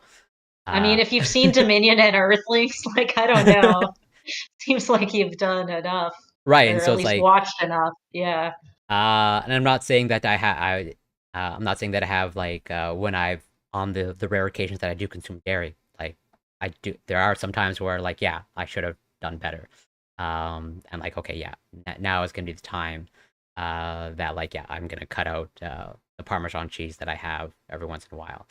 Um, What if you watched it like right before you ate? Like if I you watched like Dairy is Scary, like right before eating it, like maybe that yeah, would make I you might have to not. like resort to that. Uh, Yeah, wow, that would be. I've actually been wondering, like, if I ever wanted to eat meat again or something, if I just like watched footage right before, like, if it would like totally kill the craving. I feel like it probably would, but I don't know. and it seems like based off of what you said, like you have some close personal friends where it's like they describe themselves as far left on the political spectrum, but just talking about veganism is like out of the question. Where it's like it seems Yeah. like you kind of like set that aside, or like this is the one, like just as the rule of like don't talk about politics or religion. We're not going to talk about veganism. Have you had to like resort to that for some of your relationships in your life? Honestly, I feel like I've, kind of taken a step back from some of those relationships as much. Like I don't really spend as much time with people who have just said really terrible things about animals in front of me. Like I kind of lose a little respect for them, so I'm less likely to really hang out with them as much. And as far as not like I'm still gonna bring it up, whatever. Like if I'm around people and they start talking about like um making chicken soup or whatever, I'm like, oh yeah, I love making kitten soup. Like I'll just talk about eating dogs and cats pretty much every time someone brings up meat, and I found that to be a good way to at least have them not talk about it in front of me, which is really like, I don't want people talking about animal exploitation around me. I don't want to be around it. If they order like chicken wings at a bar, like I get up and leave. I haven't taken the liberation pledge or anything, but if I can avoid being around animal products, I think it's better for me. Okay. And it seems like, based off of how you've described yourself previously, in terms of like, not, would you describe yourself, I don't know, 2 or 3 years ago, pre-pandemic, before making of like politically engaged, or socially engaged? It seems like this has sort of brought out kind of like a passion for you, and understandably so. But it Yeah, seems like this I has wouldn't really engaged you. say, yeah, I wouldn't say I was super politically. I mean, like I voted and stuff, and I would listen to people talk about issues, but yeah, I didn't like go to protest like when BLM was going on. That was during COVID, so like I really didn't want to be around anyone, including being at protests. But yeah, I didn't really go out or anything. So yeah, no, I've not not ever been incredibly politically engaged. I should, but I Oh no, just, I don't say that to like shame you or yeah. guilt you. Uh, No, but but I'm sure people are watching, like, like I think it is good to be more politically active. It's just like one of those things, like we can't really choose what we're interested in, or at least I feel like it's just not been like something that has interested me very much. So I haven't really learned too much about political activism, except now I have, because I feel like it's good to kind of know the history of different movements when you're trying to advance a different one. yeah, because it seems like this has like energized you, Yeah. of like ignited a passion in you, that you just hadn't experienced before. Is that like a fair characterization?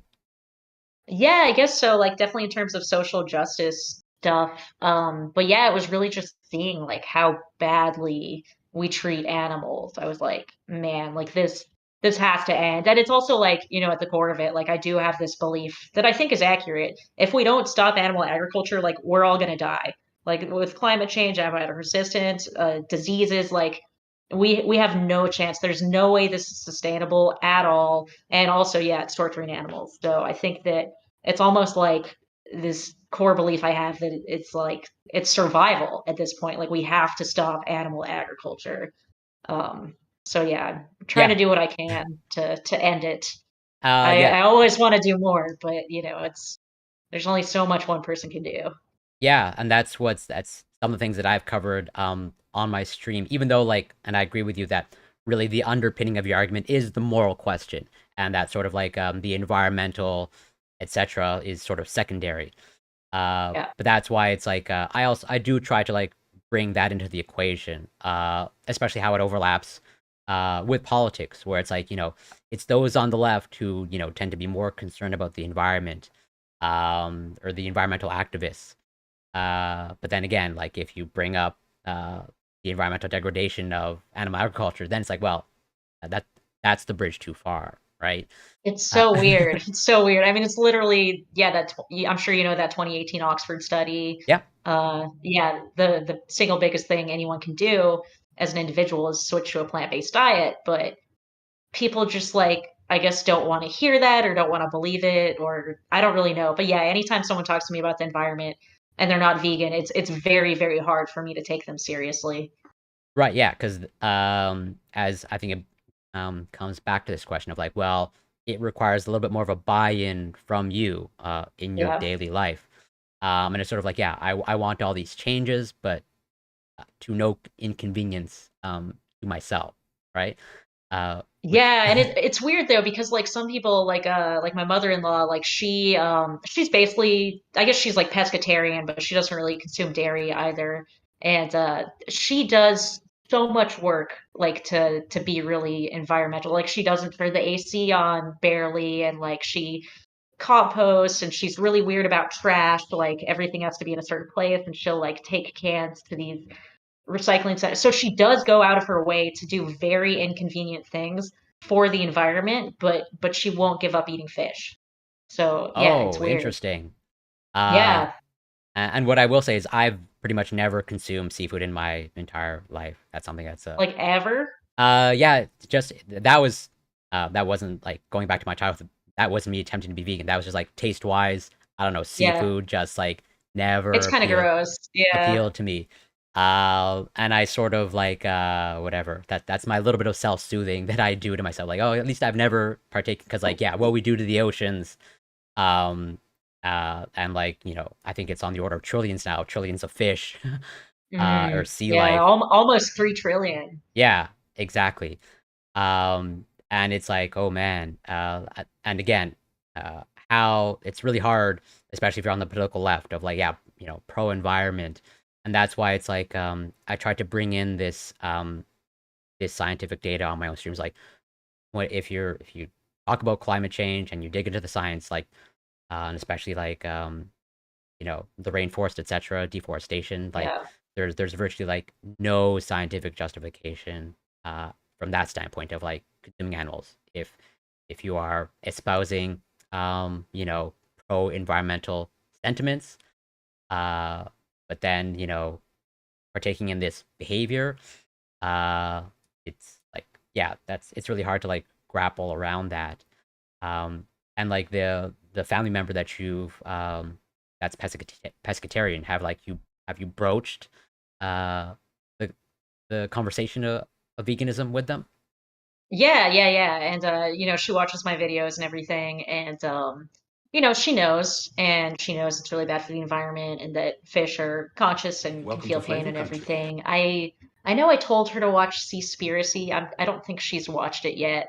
But yeah, I mean, I don't know how much fish she does eat. Like we were just up there for a month and Welcome to she Flavor didn't eat Country. any as far as I know. So it may not be as much, but I think it also is very kind of area dependent, like especially she's on kind of the coast of Boston and there's a lot of fishermen there. So it's like I think when it's such like a local thing, like she can be like, okay, it's not like this was just somewhere in the ocean, like this was like within 10 miles of where I live, like I know the fishermen, and I think that makes it maybe she feels like it's not as bad for the environment. And I mean, it probably isn't. Like, I don't know exactly what the different environmental impacts are of different types of fishing.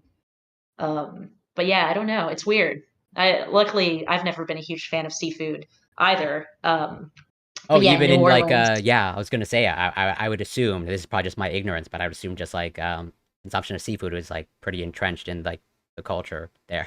Yeah, it definitely is. It definitely is. But yeah, I mean, I grew up in Tennessee, so Tennessee is very far from any water source, so the seafood was always iffy. And once I went to Applebee's and like I ate shrimp and I was sick for 2 days. So yeah, I've never been crazy about it, and yeah, I just don't like that fishy taste. I did eat a lot of tuna because those like tuna packets are so convenient, Yeah, absolutely. and I didn't really know what tuna, like, I didn't realize how big they were and how they look almost exactly like dolphins. Like, I just had some very different idea of what tuna were in my head. And it is hard for humans to empathize with fish because they're so different from us. But yeah, they are very conscious. And then I also wonder, like, if it's worse to go pescatarian because, say you eat a burger, that's what, like 1/400th of a cow, but you eat a fish, that's one fish their entire life. Their entire And existence.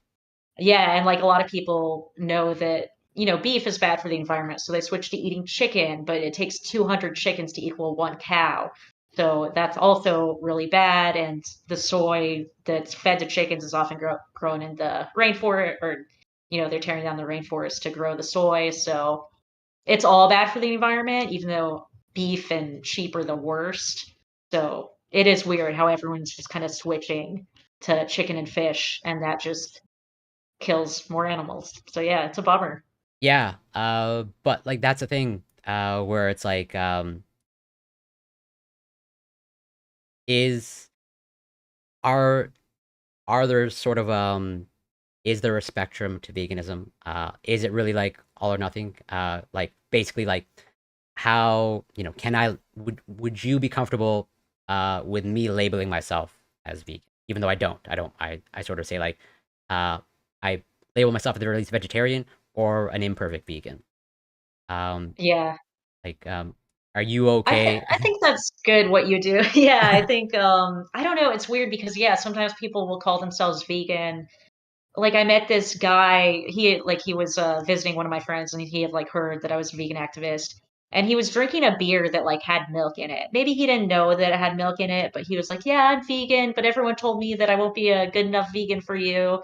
And I was like, "Oh, like why not?" And he said because he ate things that had cross contamination. And I was like, "Okay, well, I don't think that that is it, but you're drinking beer with milk in it." So like and then he said he didn't check if things had eggs or something like that. So yeah, I would say that if you're going to call yourself vegan, I think that you should be 100% vegan. If not, just say you're plant-based because then, it's like an umbrella term or like you say imperfect vegan. Like one of my cousins, she is plant-based, but like she's totally fine with like buying leather and Oh, whatever, okay, which yeah. I think is weird. Um, but yeah, I think plant-based is kind of a better term because we don't want to water down the vegan message. We want Yeah, it to be there's like a this hard line. I think it's important to maintain. yeah, that's the thing. And I would want to maintain that too. But it's and again, if someone wants to say that I'm not vegan, I'm okay with pretty much saying I'm not vegan. Where it's like, yeah, if me consuming Parmesan cheese from time to time is a bridge too far for some, I have no problem saying that. Yeah, I'm not vegan and I'm plant based. But like when it comes to things like if someone's the only animal products they consume is like honey, is honey. Yeah. How does that get into like the mix, right? Like, well, Then where's they're like a vegan, I call it. yeah. Yeah, exactly. And so it's like, I don't know how to like, I want to preserve the movement and like there is a Yeah. clear line of like, what if they've cut out everything but like shrimp, I don't know. And like it's like is that vegan enough or like no, you're out of the circle. It seems to be like really hard and like and I totally understand like you don't want to dilute the movement, right? And like it has to Yeah. stand for something. Um, but then Yeah, I am but yeah, also I kind of concerned. see yeah, like we also want more people to be vegan, Right, right? yeah. So maybe the more people calling themselves vegan could be better. Um, yeah, I don't know. Yeah, it's kinda tough, and I know that most people who call themselves vegan probably aren't, like, really 100% vegan. One of my friends works at a restaurant, and they have this, like, curry soup, and it, like, says it's vegan on the menu, but it actually has fish sauce, so when vegans order it, she says, like, "Oh, there's actually fish sauce in it." And she said, like, 90% of people still get it, even though there's fish sauce. So, like, I think that a Oh, lot okay, of people yeah. who call themselves vegan, like, really are imperfect vegans. Yeah, consciously you're not, right? Because like Yeah, especially if you're going out to eat, like you really have to do your due diligence, right? Um, yeah, and I'm sure for some proportion um of vegans, whether majority or minority, I don't know, but like for some, like that cross contamination would be a bridge too far. Of like it has to be kind of like a separate grill if my plant based alternative uh it has to be cooked on like a separate grill from like whatever the ground beef, right? Um, yeah. and so it's like, yeah, like we want to be inclusive, but I'm also okay with like if I'm not included in the vegan movement, I'm like okay with that because like Well, you're just a little Parmesan cheese away, yeah, so exactly. Have you noticed any sort of benefits either physically, psychologically, emotionally as a result of not only you making the switch but the advocacy that you do? yeah, so as far as physically, I feel like some people you talk to are like, "Oh, I went vegan and I felt amazing, like, and I feel amazing." I've never felt like great.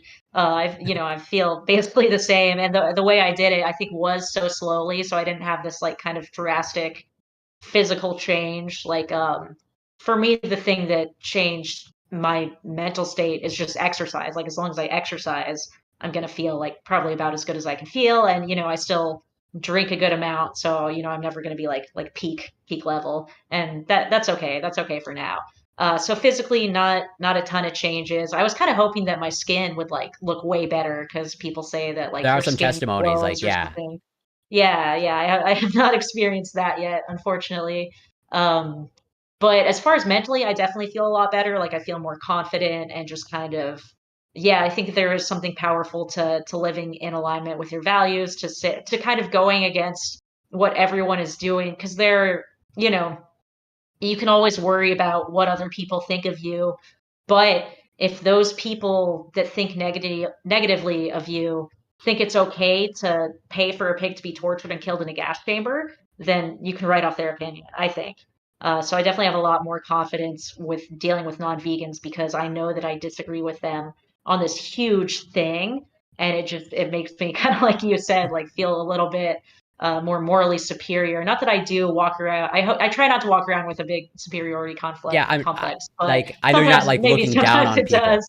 And Right, I'm sure it's like right. more inner than you know, like actually like, looking down upon people, right? Yeah, but Um, sometimes they say things that like does make me look down on them. Like when they say like, "Oh, it is okay to torture animals for my taste pleasure." Then yeah, I do look down on them because that's insane. And we should look down on people who are saying stuff like that. But yeah, I definitely feel a lot more confident. And honestly, psychologically, it's been kind of hard, just like knowing what's going on and feeling like there's not that much you can do about it, or like just, driving around and seeing all the ads for meat and all like the happy animals and the local farms, and just knowing that, your friends are buying it and that they believe in that and that there's all this propaganda and it sucks, and just kind of knowing like, every second, 375,000 animals are being slaughtered violently. Like that sucks, and it sucks to know about that. But I'd rather know about it than not. So yeah, I would say physical the same, mental better, psychological worse. Would be my characterization of it. Interesting. Okay. Yeah, Uh, and so yeah, and even though I'm technically not vegan, but there has yeah. been sort of some changes that I have noticed, where at least for me personally, uh, as someone who made the switch to plant-based at the very least, and I am very physically active. I like Yeah, I saw maintain. you doing like handstands or something. Like Yeah, that's awesome. yeah.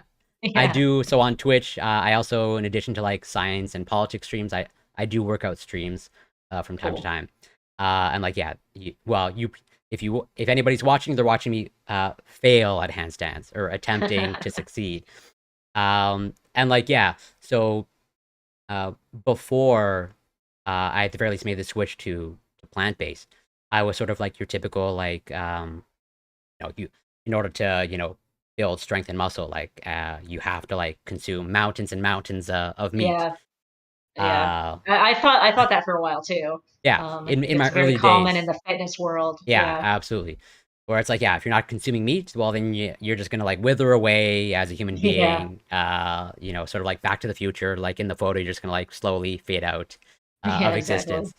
But like when I made the switch to plant-based, and at the very least cut out animal flesh, like thankfully, nothing changed in terms of my fitness. Nothing negatively changed, and if anything, and it could just me deluding myself, but I have noticed sort of my performance Mm. increase and get better. Um, and again, it could just be sort of me being deluded. But I have noticed in terms of like my fitness progress has sort of like improved, um, and also in terms of the mental and psychological benefits, sort of maybe in contrast to you, I'm what resonates more with me is what you said in terms of like living more in alignment with your values. Even though Mhm. technically, I'm fully willing to admit I'm technically not fully living in my values, right? You're close. You're very Yeah. close. Uh, but like at the earliest when I made that switch uh, to plant based, like that felt right How to long me. ago was that? That was in 2013, Oh, so wow. That's a long 9 years time. ago. Uh, where it's like, and again, for me, I started off. Well, I guess technically I'm still vegetarian, but for me, I was the vegetarian where it's like my baseline was like no animal flesh, um, and like I was more okay with dairy back then. I'm still technically okay with it because I still consume it, but like to me back then, in my early days of vegetarian, it was something I wasn't really questioning. And Yeah. like this was I like think that's okay, pretty common for vegetarians. Like they don't necessarily know how bad the dairy industry is. right. Um, and for me, when let's say eating out or like uh at a friend's birthday party, like whatever, if pizza's being served, I'll have the vegetarian with the mozzarella, and that was okay with me. As opposed to like now, that is a hard line for me. Yeah. Um, and uh, and so it's like that slow evolution like has made me sort of psychologically feel better. Uh, but also at the same time, like yeah, that psychological cost, and maybe that's what makes the difference. Maybe you're just more aware of the injustice in animal agriculture, and that's why I haven't. I'm still clinging on to like this scraps of dairy, and I'm not feeling that psychological cost. I don't know, Mm, it's hard to say, but like yeah, I have felt sort of like um better about myself. Like okay, this feels right to yeah. me, and moving in this direction feels right to me. Do you feel any of that like there were a lot of people I really like kind of looked up to before going vegan, and then since going vegan and hearing them, say like dumb stuff about it, I like kind of take what they say, less seriously. Have you experienced that at all? Yeah, a little bit. Thankfully, of the people that I consider part of like my close personal friendships, like I've sort of curated it such that Mm, they they generally know where I'm coming from, and that they'll accept pretty much any changes that I make. And that like, hey, if they want to argue, I'm more than willing to argue with them, and they'll just like you, they they they will quickly realize they that quickly they're realize gonna lose. it's an uphill battle. Yeah, Uh, yeah. and what's also interesting to me is like it seems like it's had a little bit of a filtering effect in your life. I think that's what sort of you're alluding to, of like as a result of you making this pretty significant lifestyle change and this uh, fair to say moral and ethical change. Um, Sort of like your network has been affected, and like Mhm. it's also maybe has made you more selective about uh, the people that you let into your life. Is that a fair Yeah. characterization? I think so. Yeah, and the other thing that it's almost kind of hard to separate like how much of that was the pandemic versus like going vegan, because I think a lot of people, maybe had a tighter group of friends, and then during the pandemic like people couldn't see each other, so they just kind of naturally drifted apart, and maybe a lot of those relationships kind of faded away. So I'm not really sure like how much is due to that and how much is due to like the vegan thing, but if I'm looking at like making a new friend, like I would really prefer if they were vegan. I'm trying to build like a vegan community in New Orleans. That's kind of one of my goals, and it is kind of cool being vegan because like I went to this bar maybe 6 months ago, and I had talked to a guy who's like always there. Like a month before, and he knew I was a vegan activist, and then he was talking to this other girl there, and she had just mentioned she was vegan, and he was like, "Oh my God, you guys are both vegan. You should be friends." And like now we're friends. So it kind of bonds you more tightly with people you meet who are vegan than like these friendships feel a little bit better just because you're vegan. And then if you're both vegan and you don't get along in other ways, like that's fine too. But there's almost like this initial bond, I guess. Yeah. And I think it's fair to say there's probably just like I don't know for sure, but I suspect and I'm reasonably confident that there's just a higher degree of overlap in terms of like the Yeah, values wise, right? And like it's that overlap that yeah, I think that potentially strengthens the bond of the connection, right? Um, yeah, definitely. and I think there's sort of like one of the things that I sort of grapple with is like sort of like this overlap with politics, and sort of like this clear polarization where it's like, well, yeah, if especially both amongst the left and the right, where it's like if you were not this way politically, then like you will be outcast from my life. Yeah. Um, and like there's this fine line, right? Of like how much are you willing to open the door of like, hey, we disagree on this, and that's okay, and you can still be a part of my life. Or is it getting to the point of like, well, no, we just can't associate with each other. right? Or it's like if we so it seems like some of your uh family members, your interactions with them, like this is just something that you don't talk about. That we'll just we know this is a clear difference that we have, and we just like don't talk about it. Have you grappled with that of like, when it comes to politics, it's almost like you are expected to be exclusionary, where it's like, yeah, you don't align on this, Yeah. if you don't align on this political issue, then you're not part of my circle. As opposed to like, I find like if you're whatever, plant-based or an imperfect vegan, it's almost like you can't really afford, like, you really have to go out of your way to Yeah. find people uh, that share those Y- same values with you, and you can't almost afford to be exclusionary. Yeah, you would have to narrow your social sphere just like so much. Whereas politically, like it's a lot easier. And yeah, I mean, like, I live in a city and most people who live in cities are left leaning. So it's just like a higher proportion. But in terms of family, like my family is pretty right wing. So I Oh, don't, oh, okay, interesting. well, my immediate family, it's weird because my mom was really left and then she kind of moved toward the right. And then her sister and their whole side of the family is like very, very Catholic. And my cousin actually has like a farm where she raises cows like for slaughter. And, she just like, last time I saw her, she was like, how could that possibly be bad to like give these animals a really good life and then kill them? Like she could not understand what's wrong about it. And, I'm sure she hasn't been to the slaughterhouse, hasn't seen the footage. So, yeah, I mean, we definitely have talked about it. And yeah, they know where I stand. And I don't know. I There are some people I guess it's just better not to talk about things with. I mean, I would love to like maybe go to her farm and like see the animals and maybe like interview her or something, but I haven't gotten around to it yet. But yeah, in terms of politics, like it is kind of weird how you're expected to like shun people who disagree with you, but like I can't do that unless I want to just like not talk to my family. Right, yeah. And I don't want to not like I think a lot of people who say that don't have that issue. Like maybe their friends and family already are left. So it wouldn't actually be a sacrifice, kind of like we were talking about earlier. If everyone they knew was right wing and they weren't, they wouldn't be saying that they should, shun everyone. Yeah, and so yeah, it seems like you're moving in the direction of like you want to kind of maybe not curate, but that's the best word of like you want to expand your circle of like you want to be part of a vegan community, or at the very least moving forward of the people that I guess you consider friends or close personal ties. Like you want that to have overlap with your values. Is that like Yeah. a fair assessment?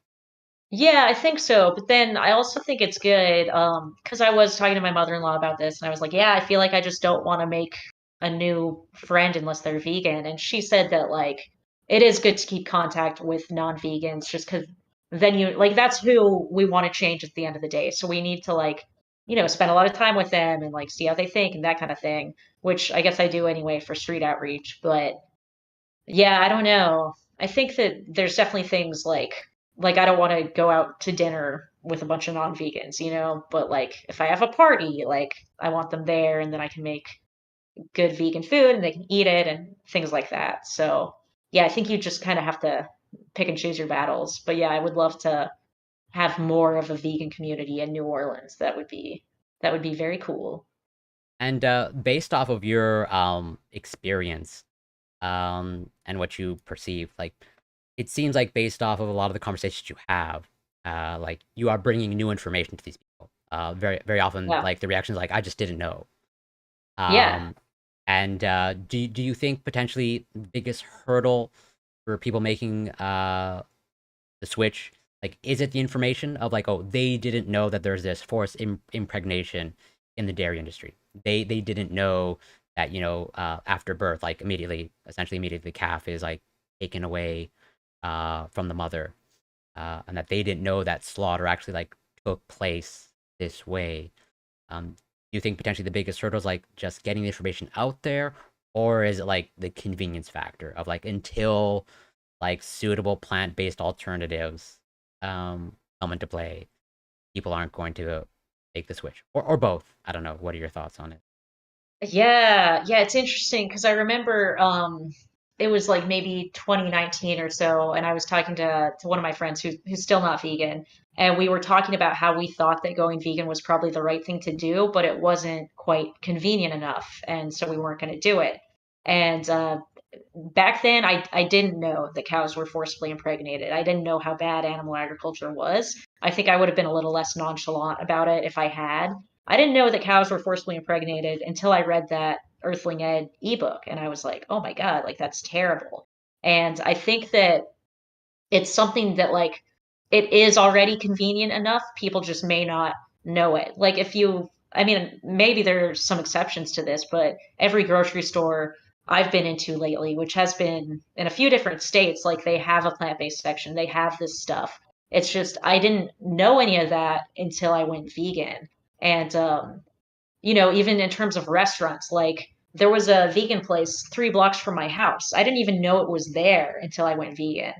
So it's one of those things like you don't really know what's out there until you're looking for it, but you have to have a reason to look for it. So I do think the convenience items are like a huge win. Like I think that we should be pushing these plant-based products and things like that, and that they are good because it really helps, you know, like going to Burger King, getting the Impossible Whopper. Like one of my friends, you know, he's not vegan. He knows it's the right thing to do, but he still eats the Impossible Whopper like twice a week. So that's great for him. So yeah, I would say maybe a mix of both. But yeah, we really need to be getting this information out there. I mean, most people don't know that cows are forcibly impregnated. Like they have no idea. They don't know how slaughter even happens. You ask them like, how are animals slaughtered? And they say humanely or painlessly or Right. like, oh, halal is painless. Like they literally have no idea. So yeah, I think we definitely need to do our best to get the information out as much as we can. But yeah, it's hard. That's why I think social media has been like such a game changer for the movement because so many more people are exposed to like what's actually going on. Yeah, totally. And it seems to be kind of like as much as you sort of I think correctly characterize of like it's good for the movement because like we can actually get this information out there, but it seems like there's still this consistent like there's the opposite side of like now there's like this I don't know active misinformation where it's like there's Mm, still people pushing like yeah you can't be healthy on a vegan diet that it's yeah, just like super expensive that it's only for you know the rich or the wealthy yeah, when like the data like is quite clear or that there's still even like people pushing that like oh actually vegan is more environmentally unfriendly uh, yeah. That one's so weird. Like uh, it's so crazy. and it's like obviously I'm hoping the vegan movement wins out but it seems like there's like this reactionary side that's growing and it Mm, seems like uh even the political left falls victim to it where it's like yeah they're still under the assumption that yeah it's just like to be vegan it's like you're just eating super expensive foods as opposed to like yeah, as the data points out and as you correctly point out multiple times like the staples in most people's pantry like rice lentils legumes like those are dirt cheap yeah, um and so it's like it reminds me sort of like not to get too political or too extreme of like you know vaccine misinformation of like yeah, somehow like this inaccurate information is still getting out there and it's being assimilated by those who are on both aisles of the political spectrum but also on the left side where like they're all pro science or they espouse say they are. yeah, Yeah. they espouse pro science, but like when it comes to this thing, and so like have you encountered? It seems like that's a regular occurrence for you, of like you encounter many people that are still have this notion of like expensive, um, Yeah. is and the of the conversations that you uh, have you found it common, like people pushing this misinformation of like it's actually more environmentally unfriendly? That's what I'm most like concerned about. I have not had anyone tell me that veganism is more environmentally unfriendly, but there's definitely a lot of health misinformation and yeah, I mean, I think Earthling Ed has a video or maybe a podcast episode about how the media manipulates this anti-vegan agenda. Because like if there's one study that shows that vegans, they usually lump vegans and vegetarians together, and like Yeah. vegetarians have like a worse health outcome, then every news outlet is going to share that. But if there's a study showing that veganism is, better, then no one shares it. So it's like people want veganism to be wrong because then they can continue eating meat. So I've definitely run into quite a few people. It's pretty much always men, usually over the age of like 50, who Okay. just think that you can't survive without animal products. And it is frustrating because the science is so clear that you can. But yeah, that I definitely get that a lot. And the expensive thing,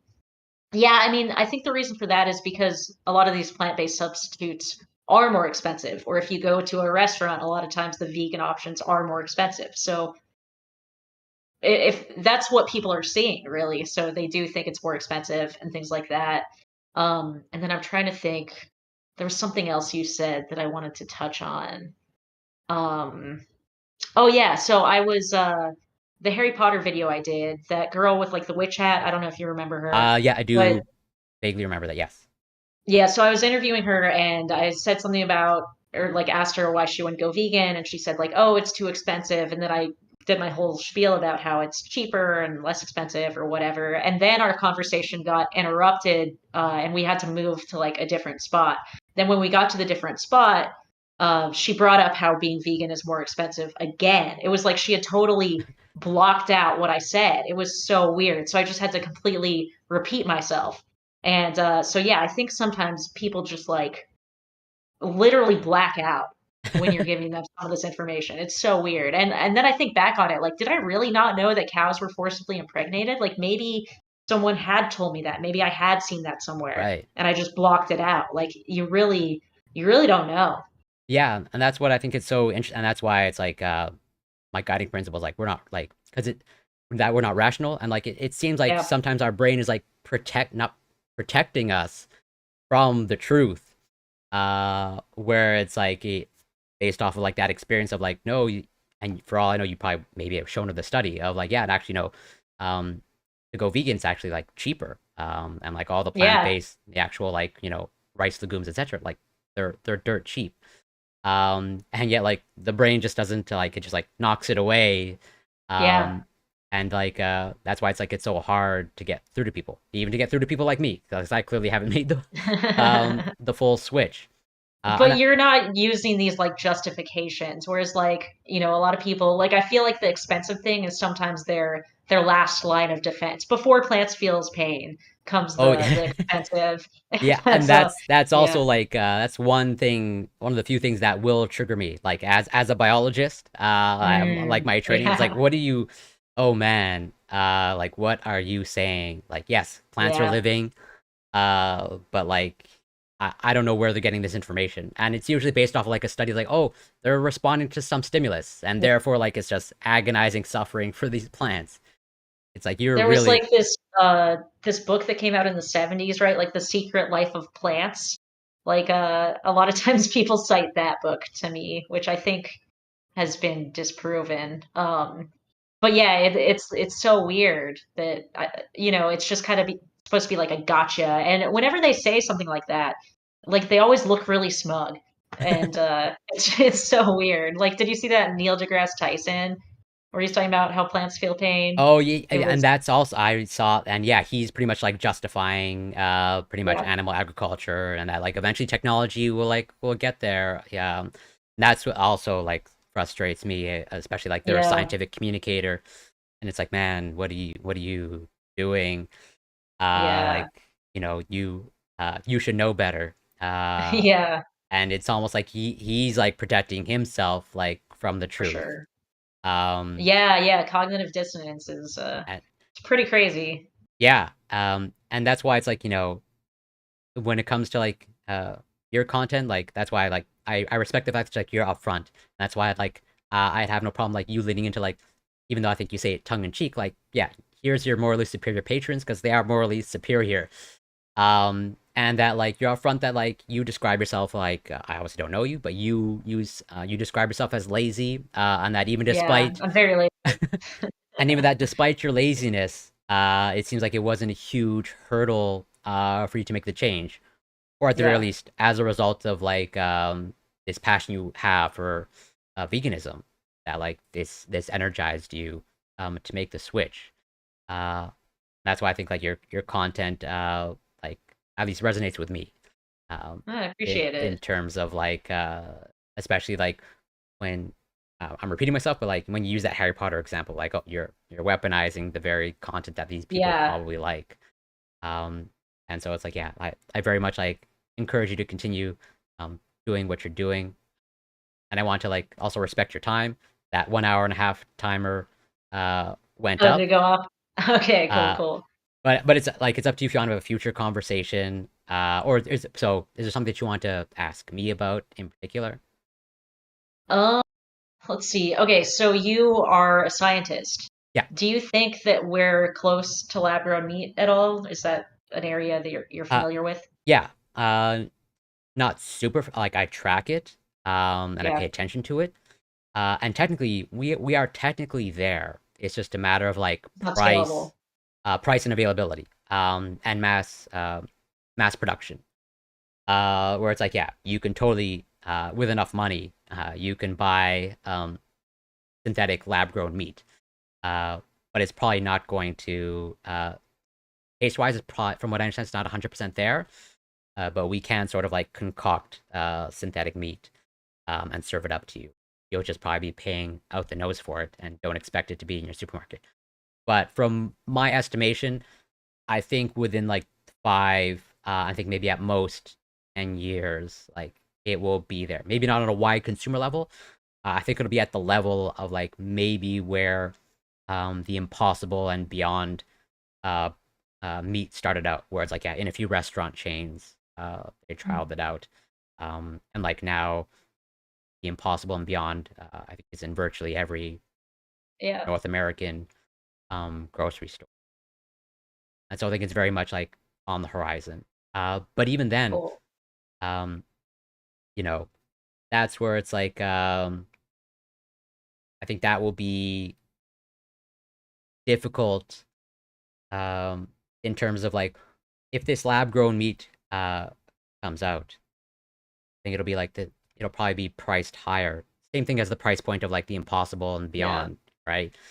And like, would that be enough? Like, if you're paying $1 more, $2 more for this lab grown meat, like, I think you're still gonna get that pushback of like, yeah, it's too expensive. Yeah, it's such a shame. But I wonder though, the thing that I think might happen is that larger meat companies, once they see that they can switch to lab-grown meat, then they wouldn't have to spend a bunch of money on feed, and they'd have to use less land, and they wouldn't have to pay for slaughter and things like that. So I'm wondering if they switch to lab-grown meat, if that would kind of Yeah, I think solve the problem. I think lab-grown meat will be the solution to animal agriculture.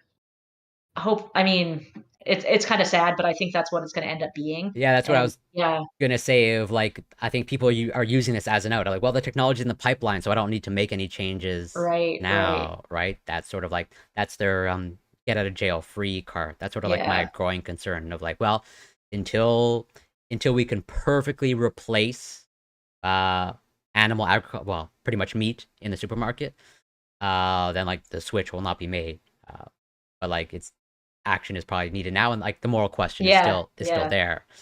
Yeah, Uh, because I mean, how many billions of animals are we going to kill, until then? And one of my favorite things to say to that is just that first of all, like companies are going to put a lot more money into lab grown meat if fewer people are buying meat. If people are still happily buying these animal products, then they don't necessarily have an incentive to get this new technology. Also, if like, can you go a few years? If it's only going to be a few years till lab grown meat happens, then can you just go a few years without eating meat? Like, that doesn't seem yeah, that that's bad. actually, I think, a fair counterpoint. Uh, Yep. and yeah, that's why it's one of the other frustrating arguments that I occasionally encounter, and that like I think you clearly encounter, of like, well, my own personal choice isn't going to make the difference. Like Right. it's Right. still going to be there, and my impact is minimal. And so it's like, yeah, like what's the point? And it seems to be like, Yeah. and I think when you push back of like, well, it makes a difference to like that particular animal, and the potentially hundreds, that you're saving. And that's why it's like, I really think that there's this empathy variable of like, and so like they really like see the victim and they're confronted. Yeah. It's really hard to maintain. Yeah. Yeah. I mean, everything's so separated, like the animal from the meat. It's like, I mean, I don't think I ever thought about the animals when I was eating meat, Like, yeah, you just don't think about it. Um, but yeah, it's weird. It's a weird kind of system we have. And the other thing, like, if I'm talking to people online, there are two studies that show that like individual buying power does have influence. So I like to point those out. I can send those to you Yeah, after. I'll have actually, to I would track them down. appreciate Yeah, because studies. that's a really kind of power. Because like if you're, it's also different talking to people online versus in the street. Online, you do have the advantage. You can really send these good sources. So I like to keep things like that on hand so you can I mean, because I bought into that for a while. I was like, oh, one person doesn't make a difference. And like, at some level, the problem is so big. Like, it really doesn't feel like it's making a huge difference when so many animals are being slaughtered. So, yeah, we do kind of have to, like you kind of touched on earlier, meet people where they're at and just kind of show them that they could make a difference and that they should. And, the world would be better if they did. Because at the end of the day, people eat meat because most people eat meat. So we just need to change that and make it socially unacceptable to not eat meat since humans are such social creatures. Absolutely. So, yeah, at this point, I feel like we just really need to get more vegans, and that's really hard. So it's kind of a struggle, but I think things are changing. I know everyone always thinks that, but I saw something on Reddit that like the vegan subreddit is like growing pretty exponentially right now, even Oh, compared to really? other large subreddits. So that could be a good sign. And yeah, again, not to take up too much, but how do you feel about those, well, like me, I guess, who are like, they've embraced it, uh, but like, and I occasionally very occasionally browse the vegan subreddit just because, like, at least to me, like, sometimes it's not the most productive conversations happening there. Yeah, yeah, Um, definitely. but like, it seems like even when people are like, they logically accept it and they understand that's the right thing to do, and they're willing to make changes, but they're not ready to like jump off that cliff. Pretty much like my position. Yeah. And like, I've seen it on like, maybe not the vegan subreddit, but of some other online communities of like, hey, if you recognize that and that's, it's an injustice and you're not all in on your chips, like then you're failing, and then you're potentially shamed, and guilted. How do you feel like, are you more like, especially of the people around you, are you more in favor of like guiding them and yeah, as long as it's a process, or do you feel like, hey, like this is a hard line and like you have to make the switch, and it shouldn't be like a gradual thing? Yeah, I mean, it's like I feel like, I want to be like, oh, make the switch now, but then at the same time, like I didn't make the switch all at once. I did do it gradually, and I think most people did. But it Like, seems like it was like on a pretty short window. I mean, based off how you described it, like pretty much during the pandemic, right?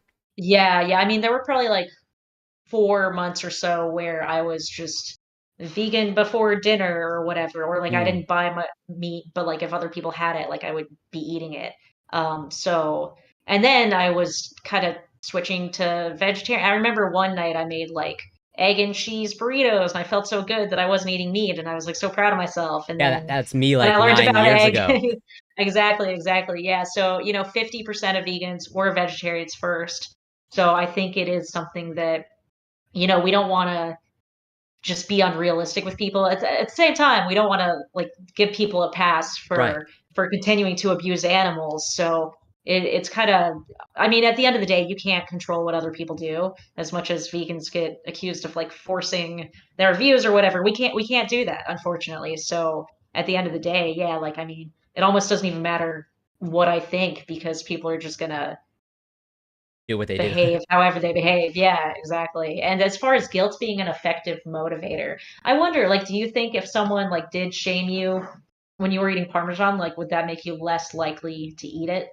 As in sort of like a comedic situation where like I just have my friend next to me, like Yeah. like in Game of Thrones, like shame, shame, type of. Yeah, so Uh, like that.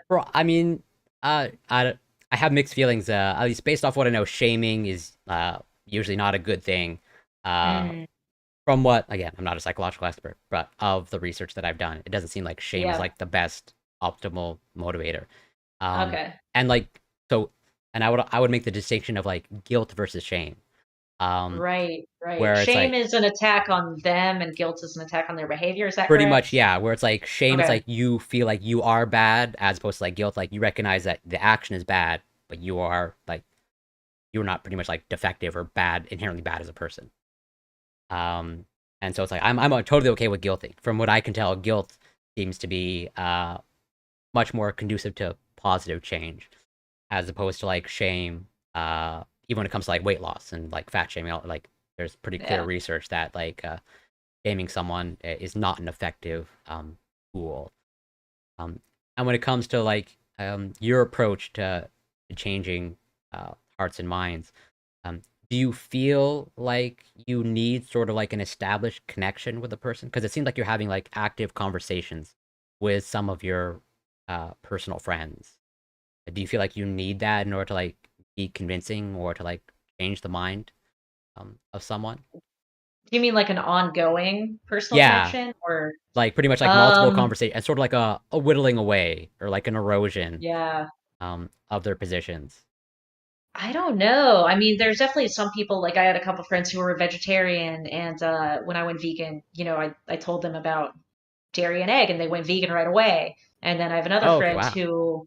who watched, she was like a meat eater, and she watched Dominion, and she stopped eating meat, but like she still eats a lot of dairy and eggs and fish, even after watching like the dairy industry. So I don't know. I kind of wonder if there's even like sometimes I feel like maybe it is like all kind of pointless. Like, how do you know what's going to change someone or not? Like, you really don't know, and yeah, it kind of sucks. So yeah, I don't really know how to get people to change. I think it does have to be something that they kind of do on their own. And then there's some people, like I have this other friend who, he really like wants to be vegetarian, but he won't watch footage and he won't. And then Oh, I asked yeah. him, like, would you be happy never eating meat again? He's like, oh, no, no, no. I could, like, I want to eat meat again in my life, even though he's like vegetarian right now. So, like, it's weird. So, yeah, I don't Yeah. know. Where they're almost like, it seems like that person's like really protecting themselves from like, this might Yeah, be the shock that they require to at least really go in that direction. But it's like, I don't want to be yeah. shocked. It's too much of a shock. Yeah, it's like there's this great Whitest Kids You Know sketch. I don't know if you know them. They're like a sketch I group. do not. And one of them, it's two guys in the sketch, and this guy's like, "Hey man, like I watched this video. If you watch this video, it's gonna make you gay." And he's like, the other guy's like, "Well, I don't want to watch that. I don't want to be gay." He's like, "No, dude, watch this. Like it'll make you gay." And like I feel like it's kind of one of those things like people know if they watch this, they'll go vegan, and they don't want to go vegan, so they don't want to watch it. So it's like this weird catch-22. Yeah, and it's almost like, well, and it's like, where does awareness start? It's like they're consciously aware, like, oh, this is a change, and this is probably a change that I should make. But if this is Yeah. gonna actually like prompt me to change, well, then I don't want it. I'm not ready for that. Exactly, exactly. It's like I don't uh, want to do it. yeah, and to Yeah. me, that's like so psychologically interesting. Just as Yeah. like that overlap between like politics and like and that sort of individuals of like very far left leaning, but bring up veganism, and that's when like the Yeah. ferocity comes out. That's Uh, when they say that any cultural practice ever is fine, and then they right. they become very tolerant of all behaviors as soon as you bring up veganism. Yeah. And like kudos to your patience for dealing with that, because that's something that like at least I can only say for myself, that's a very frustrating thing to Yeah. deal with in the Twitch space. And it's like Yeah. that's why I bring it back to like it, when I bring it up in sort of like of the few panels and debates that I've done with multiple people, where it's like political left versus political right, and I bring up vegan, that Yeah, aligns them. they'll unite. Yeah. But in any other context, they'll go at each other's throats. But then you throw in the animal agriculture and veganism. then it's like, oh, you're the odd one out, and like there's like no Yeah. place for us. And so like, yeah, I just encourage you to continue doing what you're doing, because I think your street Thank advocacy you. is, I'm fingers crossed, hopefully super effective. I hope so too. Yeah, we'll see. We'll see. But yeah, I mean, I love doing it. I don't intend to stop or anything. And yeah, I feel like, I'm still getting new ideas and stuff. Like I saw this Einstein quote today, and it's about like how good people sit by and do nothing. Like that's what's bad for the world. So I'm just excited to like hit the streets with that quote. So Uh, yeah, I definitely, yeah, so yeah. it seems like you really want to stick to like the street advocacy. That's and you excel at it, which makes sense. Go play to your strengths. Yeah. I mean, I definitely don't want that to be like all of my activism. Like I really do admire everything that Earthling Ed has done, kind of starting with street outreach, but then he would go to slaughterhouses. Like I would love to go to a slaughterhouse. I don't know how to get in and like do some sort of investigation. Like I think that would be really powerful. And then also how he opened a sanctuary and a restaurant and like uses the profits from the restaurant to fund the sanctuary. So there's so many types of advocacy that I do want to do, but for now, like I think street outreach makes a lot of sense. And I also do some stuff with the Humane League. That's mostly like getting better welfare for chickens, which welfare is kind of a whole thing that a lot of vegans don't agree with, and I understand.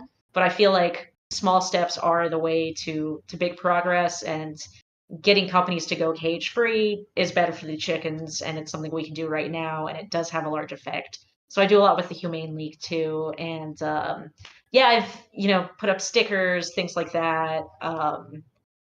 I've been thinking about printing out like vegan tweets, like I did that when I first went vegan, and like stapled them around my Oh, neighborhood. wow. So yeah, I'm Uh, kind of getting more into like things like that again. have you, and I'm curious, I don't know if you tracked it or not, but did you track the reaction to like posting that stuff? Like, were people like ripping it down? Did you notice, or like facing it or whatnot?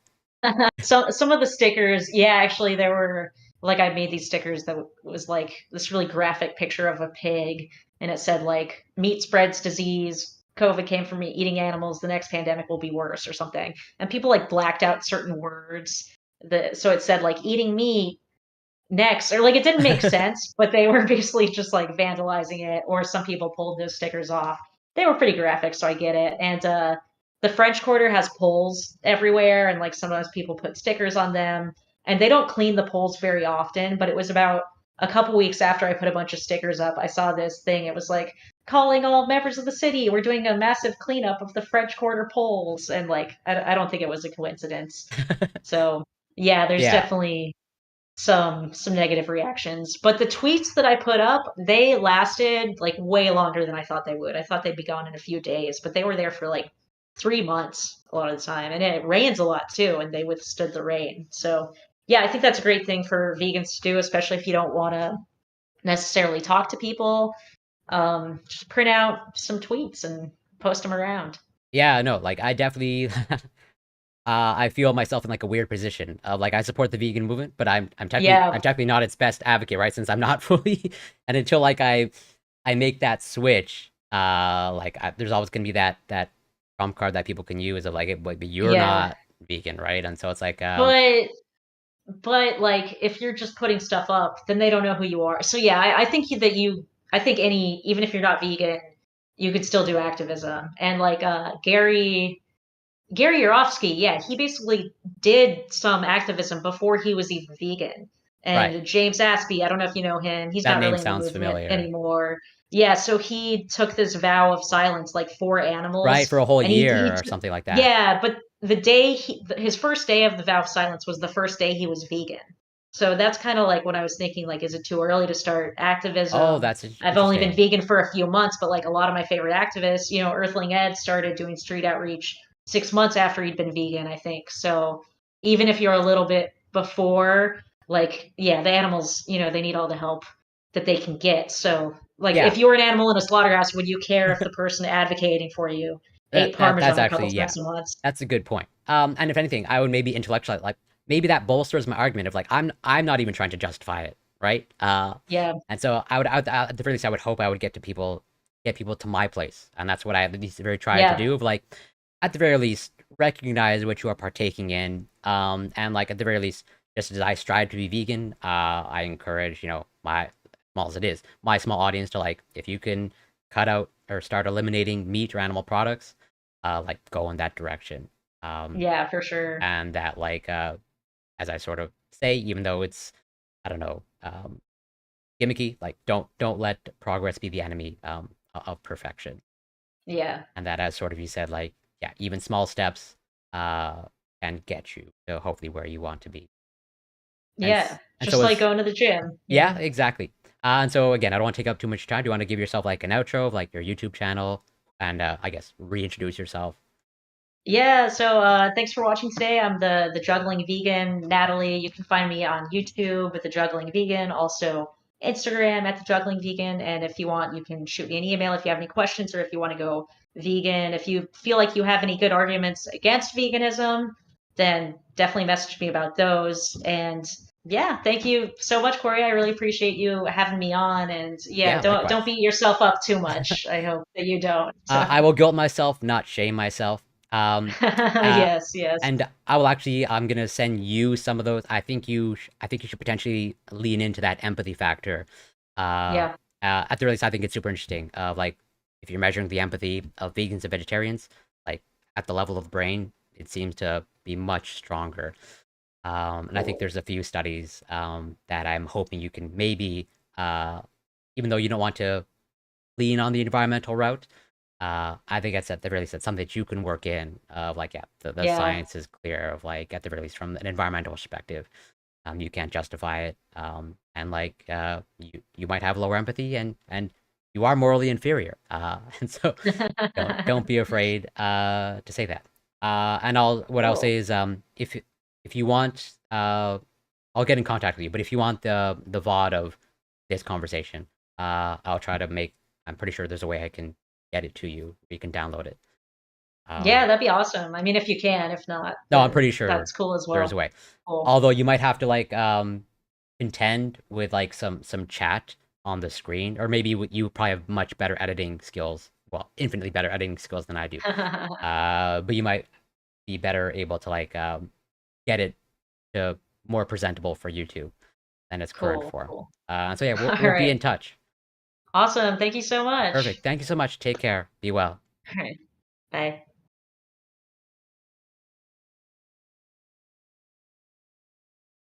All right. Well, I can only speak for myself. Well, whoever's listening, I very much appreciate anyone that stuck around. I obviously missed a lot of chat. Skeeter63, thanks so much for passing by.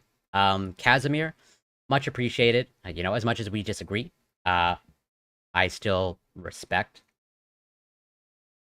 your positions and opinions. And also, I apologize for that brigade. I don't know how many follows I got. It seemed like I don't know, 100 or so, at the very least dozens. And yeah, I apologize for that brigade. And I thank anyone that has stuck around. Oh, Oily Olive, thank you so much for passing by. How are you doing? I hope you're doing well. Yeah, the conversation just finished, but it will be, well, there's obviously the VOD on Twitch. There's going to be the VOD on YouTube. I'm hoping you're enjoying your weekend, Oily Olive. I am just getting back into streaming.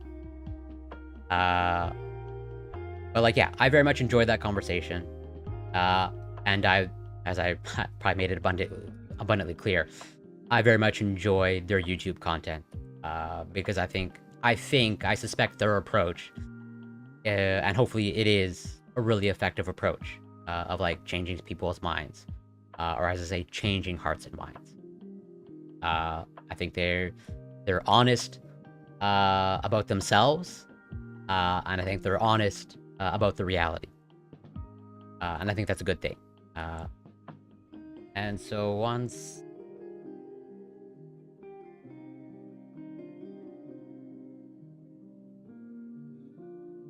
Yeah.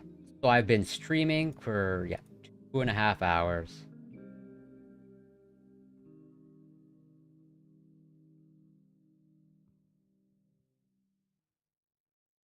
Sorry. Okay. Yeah. And I'm super grateful that they agreed to talk with me. Because, you know, I've reached out to other content creators, and I've gotten no response. And so I'm super thankful and grateful that only they responded, but they agree. And so yeah, Casimir, thank you so much for sticking around. And actually, let me just go back in chat 1 second. Because I do want to engage with the things that you brought up. You did ask questions, or you brought up some points that I do want to engage with. Yeah, so you brought up this notion, and of propaganda, and totally some of the media out there in the vegan movement, like, is propaganda. I'm not gonna lie about that. But there is totally, like, just straight slaughterhouse footage, where you characterize it as, like, the worst moments. And I'm not 100% sure that that's true, where it's just, strictly speaking, the worst moments. I don't think that's a fair characterization. I don't think the notion, that at least when it comes to, maybe, for example, pigs, or even cows, where it's like, yeah, up until the point of slaughter, you know, cows are just in the pasture, grazing, and then it's only at the point of slaughter, that there's any sort of, like, suffering or negative experience. And same thing with pigs. I don't think the notion that pigs, you know, they're in their whatever crate, and then it's only at the point of slaughter, that is the worst moment. I think there's enough evidence to show. I'm going to stream for a little bit longer, you know, to engage with what Casimir has brought up. Some people are disgusted.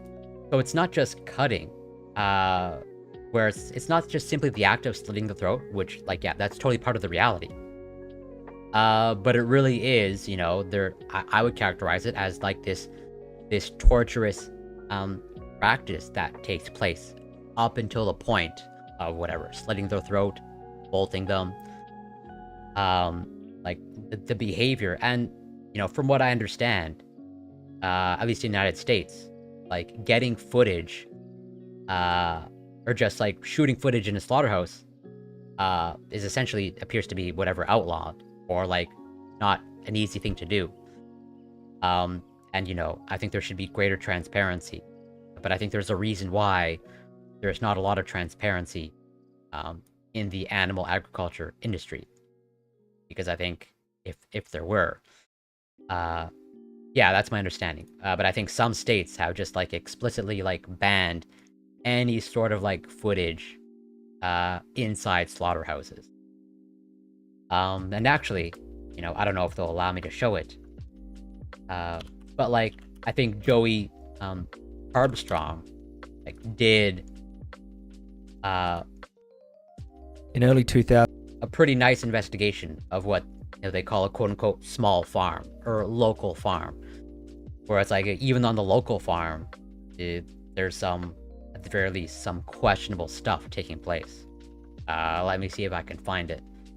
1 second.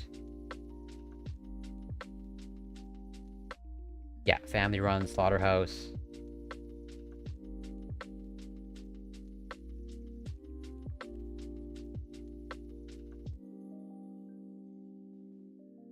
I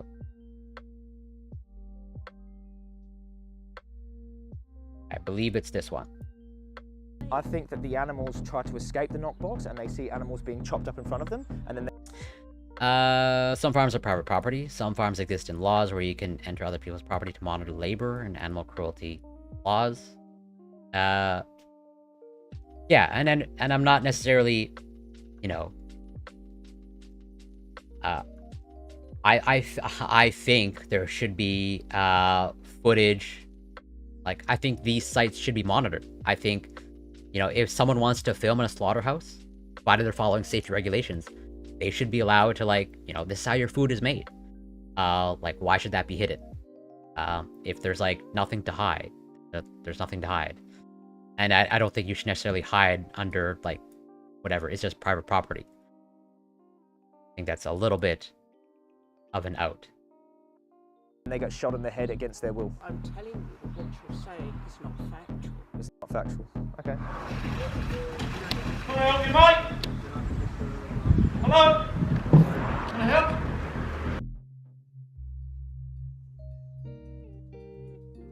This is the story of a small local slaughterhouse in the UK countryside. I often hear that local... Yeah, and also, well, content warning. But I've watched this before, but there is some, it's at least to my eye, doesn't get super graphic, but there is, you know, unpleasant footage shown.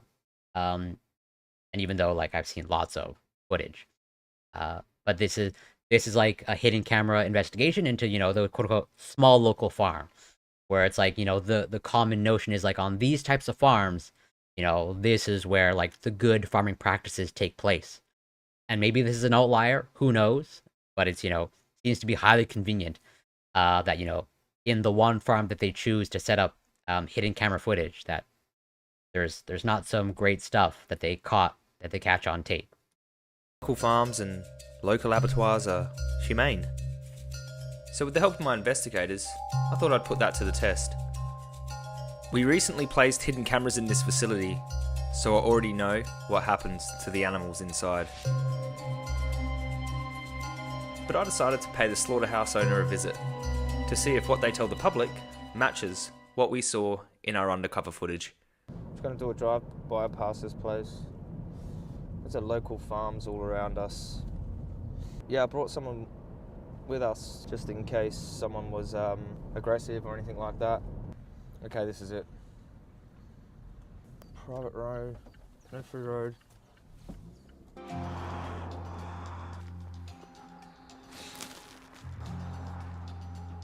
Who they got, babe? They got sheep.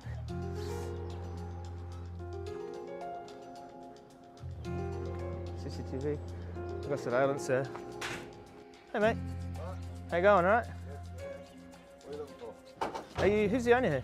Huh? Are you the owner?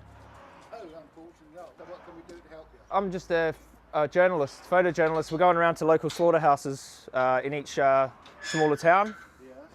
Yeah, and we're seeing if we can get access to the slaughterhouse to film inside. No. No? No, definitely not. Why is that? I don't want it. Thank you very much. All right, so you do sheep here, mid-sized animals like pigs and... Sheep, pigs and cows. Sheep, pigs and cows. Oh. And just from the local area? Like just local farms? Yeah. He's come 5 miles, this man. 5 miles. So you're not going to be doing any factory farms here? No, no. Pigs come from the farm just across the road there. Okay. Yeah, that's interesting. So it's all just local sort of family farms? Yeah. Here. Oh, sounds nice. Hello, how are you? I'm very well, thank you. We're journalists, don't worry about us. We're just looking for local slaughterhouses that have local farms, supply them, that we can... We don't allow this. You What? will see the signs. No phones, no videos. We don't allow it. I'm very sorry. But no. You're allowed to film here? I'm very sorry, but no, that's... No, sorry, we're in a public spot. We know our filming well, rights. that's But fine, but I'm very sorry. I'm pretty sure this road is public, yeah? Excuse me, this is not that. Oh, no, I was just... If you want me to move off of it, I can. It's not that. We don't like our customers. The farmers do not like... Oh, well, we'll blur anyone's faces. We've had all sorts of weird people, and we don't wish it. Okay, well then we... And also, Casimir, you know, as we sort of touched upon in the conversation, the dairy industry, like, even though, like, I fully admit I consume a little bit of dairy, but in my estimation, the dairy industry is not cruelty-free. At least, I don't consider, I consider the act of forced impregnation of dairy cows as cruelty. I personally consider, like, stripping a cow of their calf, a mother cow of their calf, pretty much after birth. I personally consider that cruelty. But I understand, yeah, I understand you have a different opinion. But, like, yeah, that's where the divide will be. We'll blur anyone's face. Come here and be offensive, and it's not nice. Oh, who do you have people come down here? Like activists? We've had this before at the market, etc., and we don't need it. Oh, really? No animal here is mistreated. No animals mistreated? We do not want any of that. Well, why don't you talk to us about it then, so we know? I have spoken to many people about this. But Do you own this place? Are you the owner? Oh, okay, well that's what we wanted to just talk to you about it. If no animals mistreated here, do you mind if we film in here? Yes. Why? Because it is not right. It is our employees here. Yeah. Okay. They have also had problems because they come here to work.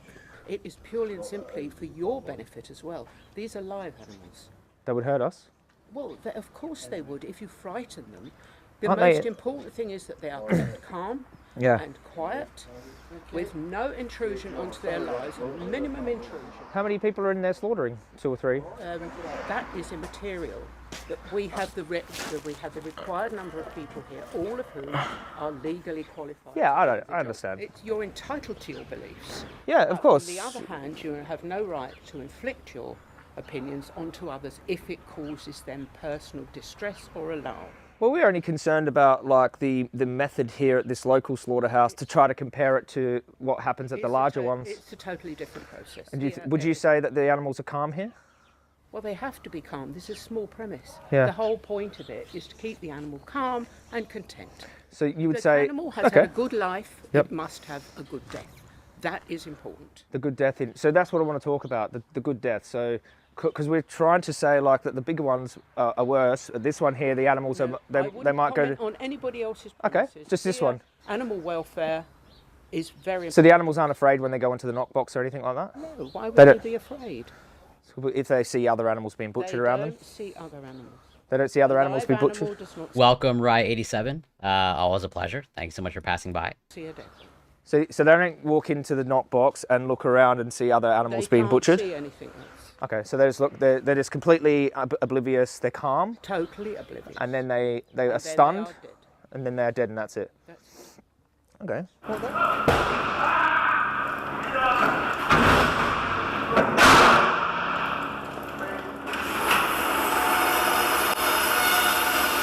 I will leave that up to your judgment.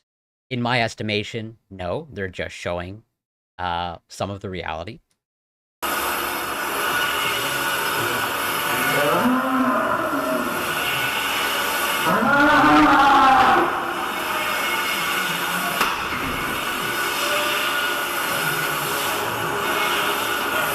Actually, I don't even know if I can show this on Twitch. I don't want to get myself banned.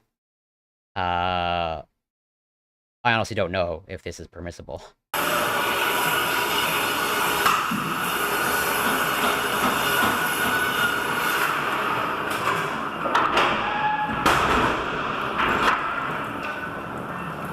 We're interested in telling the story People are of the local entitled slaughterhouse. to their own opinions. Everybody is. However, not when it causes distress or alarm to our staff. Their health and welfare, very important to us. So people cannot access this meat, is what I want to know. If they wanted to buy this meat, they couldn't access local meat. So how are people getting... Because we sell to the local butchers. Okay, so the local butchers is where people could get access to the local meat. yes. That's all I wanted to know. So that there's a... No, there's no retail. We don't retail at all. But it's just local butchers, they will go out and... That's right. Okay. What do you think about people that just eat plants? If that's what they want to do, and as long as they're careful that they keep themselves fit and healthy, it's entirely their So if they're healthy and... Good grief, why shouldn't they make their... Do you think it's a better choice than eating animals that are killed, or do you think it's a bit extreme? I don't think it's extreme at all. Oh, well, thank you so much for the sub, Boy Meets Mini. Much appreciated. Thank you so much. I think a balanced diet is good for everybody. Okay. But you're entitled to your opinion. If that's what you want to do, then, you know, and you keep yourself healthy, then that's entirely your opinion. Okay. You know, everybody's entitled to live their own life. I have no right to tell other people how to live theirs. People always... Sometimes people say to me that should the animals have the right to live their life as well? They do, and have you considered what would happen if we weren't eating them? What would happen? They wouldn't be there. Yeah. They're not pets. Yeah, they're bred by the farmers. They are there to eat, and that's what they're there for. Rye, you bring up a very interesting concept, because that's literally one of the things that we touched upon in the conversation that I just had with the Juggling Vegan. Because like I think it's a moral question. At least I personally. Clearly, other people don't think of it that way. But I think there's totally some people that do. So they have a good life, they're kept the best they possibly can be, and then they have a good death. And they're killed humanely. And Would that's it. you use the phrase humane? Would you say they're killed humanely? Humane is a weird word, isn't it? I'm just wondering, do you think that what happens in this slaughterhouse, would you call it humane? That's what most people would say. It depends what you mean by the word humane. Oh, but There just is no a- suffering at all. That's it. That's all that's required. What do you think when you hear the word humane? Do you think that that's... The word humane comes from the word human. Okay. If you mean we're acting in a compassionate manner. But that's the thing. Is it just a matter? And so I wouldn't label someone who consumes meat as immoral, as in like just they're an inherently immoral person. But yeah, I think it's pretty clear that they are not exactly engaging in the most moral behavior. And that if they like completely divorce our dietary choices from sort of ethics or morality, I think that's an incorrect thing to do, personally. Yeah. Because we have dominion over these animals, then yes. You think, okay, so you would call it compassionate what happens inside of this particular slaughterhouse, yours? Of course, because you have to treat animals with respect. Okay. They're entitled to be treated with respect. They're alive. And they're like conscious and Of course they are. they get scared and hungry and they experience all of these That's why emotions. You Yeah. have to eliminate any Stress. fear that you possibly can, and stress, Okay. as you would with any living creature, including yourself. Other humans. Yeah, like so you would call. I'm curious as to what exactly you mean by Messiah complex. And yeah, living beings. I agree. And I think what vegans are saying are just we are being too selective. No, no one is saying that. At least of the vegans that I speak to, and of the vegan that I just spoke to, they're not saying like, hey, if you're an indigenous culture or society, let's say in northern Canada, where their only source of nutrition is like whale meat or seal meat, we're not saying like abandon that. Same thing in the vein of like, hey, if you're an indigenous community, or like, you are literally a community that requires like fur to keep yourself warm, like that is literally your clothing. We're not saying, hey, just go die in the cold. That's different. Someone wearing fur as part of their survival is literally different than like, 101 Dalmatians and like fur just for the sake of fur. There's a certain type of person who approaches their views from a very moralistic and hateful place. Well, yeah, because I think they see it as, I don't know which exactly mean by hateful, but I think they do very much view it as a moral issue. And I think there's something to be said for that, absolutely. Maybe this is a respectful way to go for an animal. Of course. A respectful death. So let's just see how respectful. Just as, I don't know any vegans who are saying, hey, if you are in a developing country, and like your country is struggling with famine, then you should still be vegan. Like, no, clearly, if your only source of like getting in calories is animal products or meat, then like, yeah, no one's saying like, at least of the ones that I've spoken to, and I've spoken to quite a bit, and I literally just had a conversation with a pretty staunch vegan. They're not saying, hey, go starve yourself. They are generally posing the question and confronting people in developed countries, in North America, in the United Kingdom, etc., etc. The staff at this local slaughterhouse really are to these animals.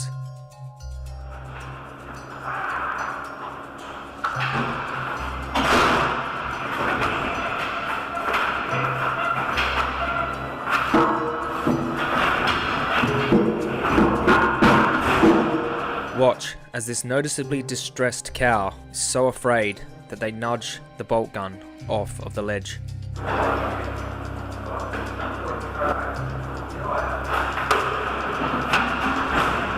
Even a staff member. Yeah, but I don't know if you would agree, but I suspect you'd agree that, culture, just because it's part of your culture, doesn't justify any sort of particular behavior. Because otherwise there are many cultures who, very clearly engage in pretty barbaric practices that we would never really endorse. And that we have clearly sort of moved away from. Because there's clearly a lot of cultures, and there's a lot of barbaric practices that occur in many cultures that we would never tolerate, and understandably so.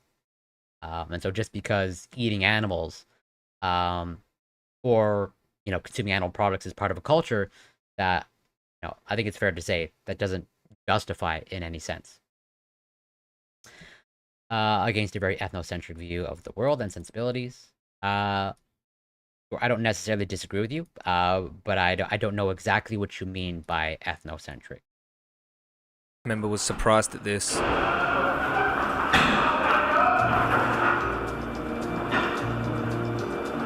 The larger man who comes... And to my eye, this cow is clearly distressed.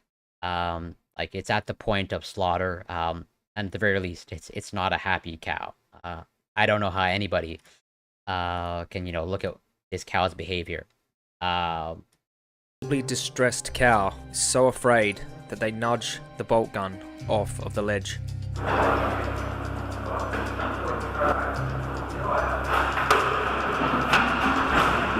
Even a staff member was surprised at this.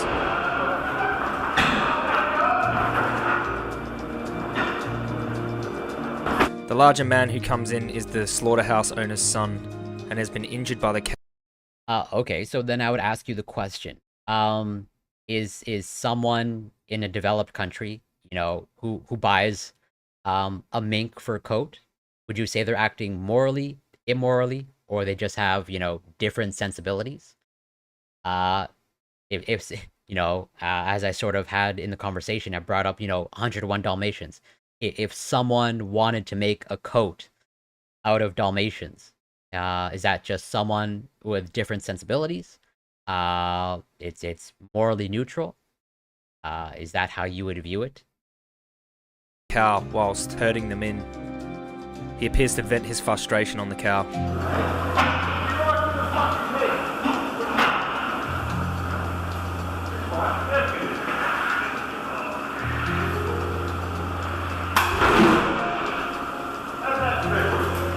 Is this cow fully unconscious? I mean, yeah, why is this human, appears to be taking out some sort of anger on literally an innocent animal? Almost like taunting it, which to me is pretty disturbing behavior. So we're talking about varying sensibilities. Society changes with time, it will change. But that doesn't make... I would never call someone who eats meat evil. And at least of the vegans that I know, they're not saying someone who engages in eating meat is evil. But is someone who actively goes and buys a fur coat just for the sake of they like the feel of fur, would you characterize that someone as they just have different sensibilities?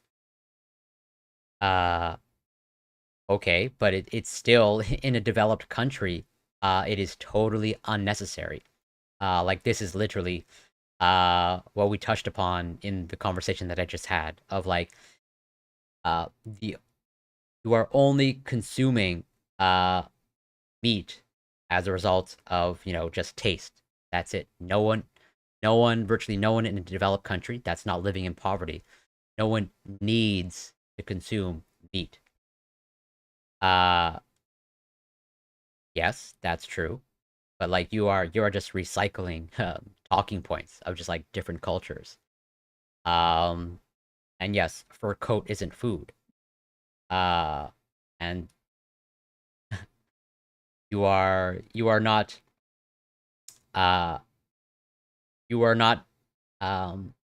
espousing scientific views. Virtually every dietetic association, agrees that you can be vegan and live a fully healthy lifestyle. Like, I don't eat any animal flesh, and I'm pretty I'm pretty healthy and fit.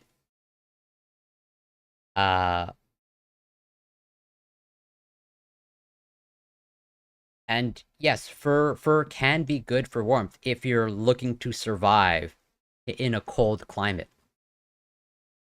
Uh, just because we are doesn't mean we have to be. Like you are not you're not making an argument. You are just like you're describing whatever, just the current situation. Yeah, sure, but it all depends on, you know, what your values are. At the end of the day, the science is clear that and if I insulted you, Oily Olive, then I apologize. That was not intentional. Yes.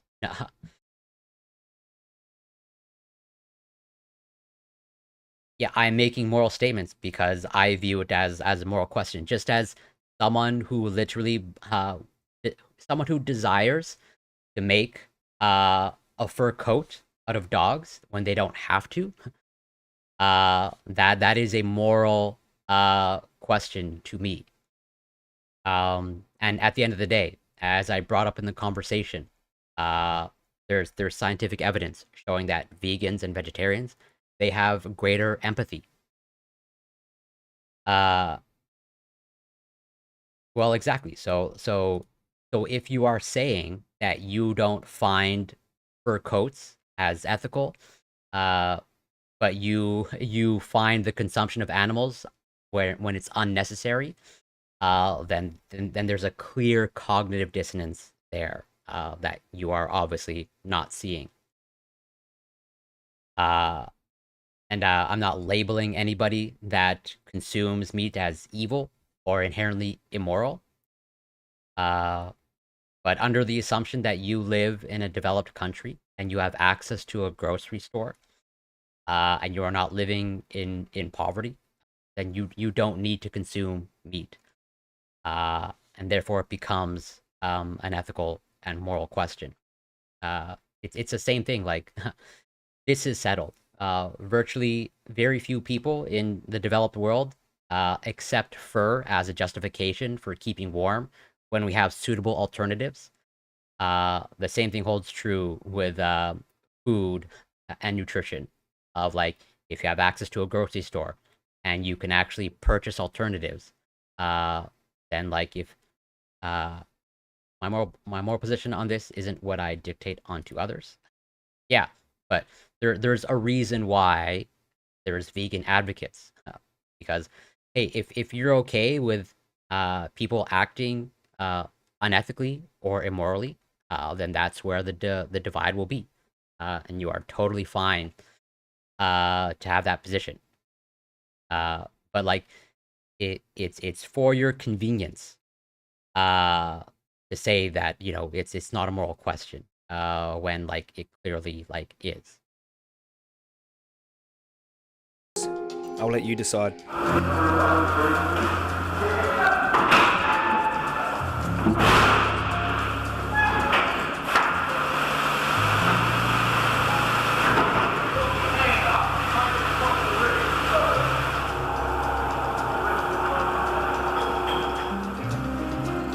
And well, yeah, they cut the cow's throat, and there's I'm pretty sure Twitch is not going to allow me to show that.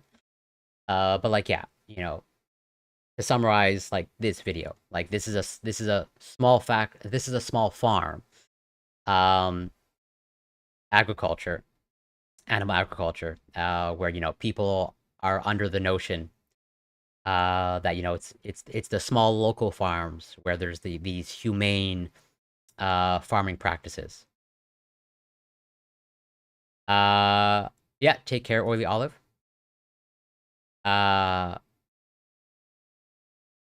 yes, I would agree with you. It hits my emotional brain. Like, I'm not like you say that as if some sort of gotcha. Yes, I am a human being, and I have emotions, and feelings. Like, so no, it is scientific. Absolutely. I will absolutely back that up. 100%. I have no doubt that you're not going to accept it, okay? Because it will probably make you not look so good. But just give me a few moments to bring up the papers. Oh, and Zeron, welcome. Thanks so much for passing by.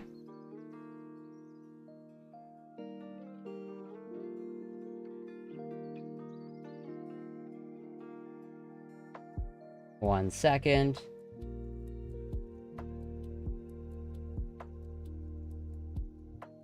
Well, I'll leave that up to you. If you're gonna come back with the argument of, oh, you can't get an ought from an is, like that's, like, I don't buy into that. And that's a larger philosophical conversation.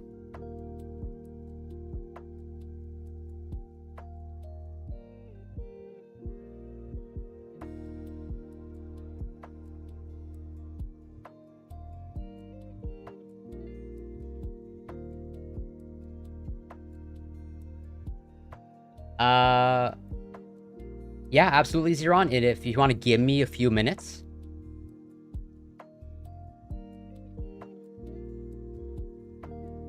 I just wanted to, like, you know, make my point, and make my case.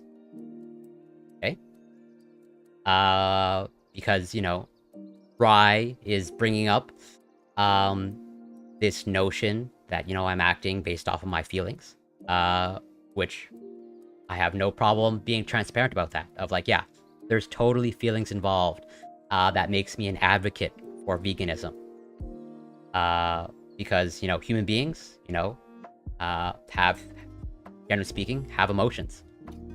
They have feelings, and these feelings inform, their decisions. And as I've shown this paper before, of like, generally speaking, on average, vegans and vegetarians, they have greater empathy, than omnivores.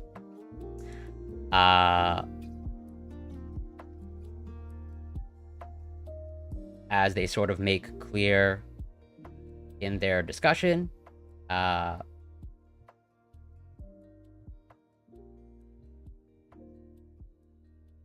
omnivores, are characterized, well, actually no, it's probably just summed up in the abstract. That's probably much easier. Right. During human negative valence scenes, compared with omnivores, vegetarians and vegans had an increased recruitment of the anterior cingulate cortex, ACC, and inferior frontal gyrus, IFG. More critically, during animal negative valence scenes, they had decreased amygdala activation, and increased activation of the lingual gyri, blah blah, all these brain regions, etc., etc. Nonetheless, also substantial differences between vegetarians and vegans have been found responding to negative scenes. Vegetarians showed a selective recruitment of the right inferior parietal lobule during human negative scenes, and a prevailing activation of the ACC during animal negative scenes. Conversely, during animal negative scenes, an increased activation of the inferior prefrontal cortex was observed in vegans. These results suggest that empathy toward non-conspecifics has different neural representation among individuals with different feeding habits, perhaps reflecting different motivational factors and beliefs. And this is the result of pretty much scanning the brains, of vegans, vegetarians, and omnivores, where it's like, yes, if you level the measure of, if you measure the level of empathies at the level of the brain, vegans and vegetarians have greater empathy. But let me just catch up. I'm not arguing that it's not socially ingrained, or that there's no social aspect. I'm not saying that,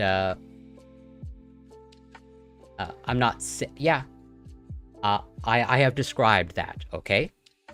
Now let me make my case. I'm not done, okay? So who scores the lowest, generally speaking, on the empathy scale? I will show you.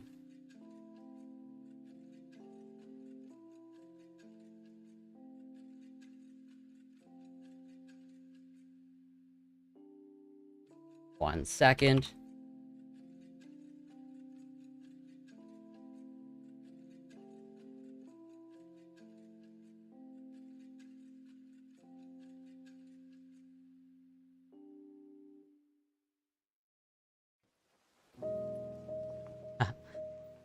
Yeah, you don't see dogs as food, because there's a greater connection, to it.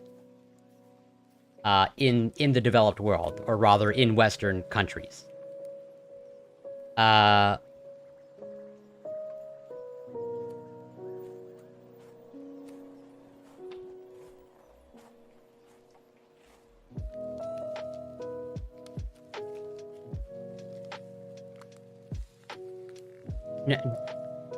No one is saying that our dietary choices aren't informed by culture, or your socialization. Nobody's saying that. I don't think anybody's saying that, you know, we are genetically driven to eat in the Western world, whatever, cows, pigs, and chickens.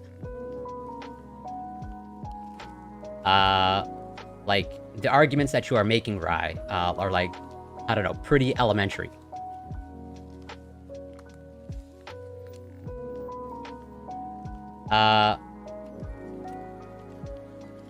And so, you know, as I've just shown, okay, it's generally speaking, vegans and vegetarians, that they have greater empathy, on average.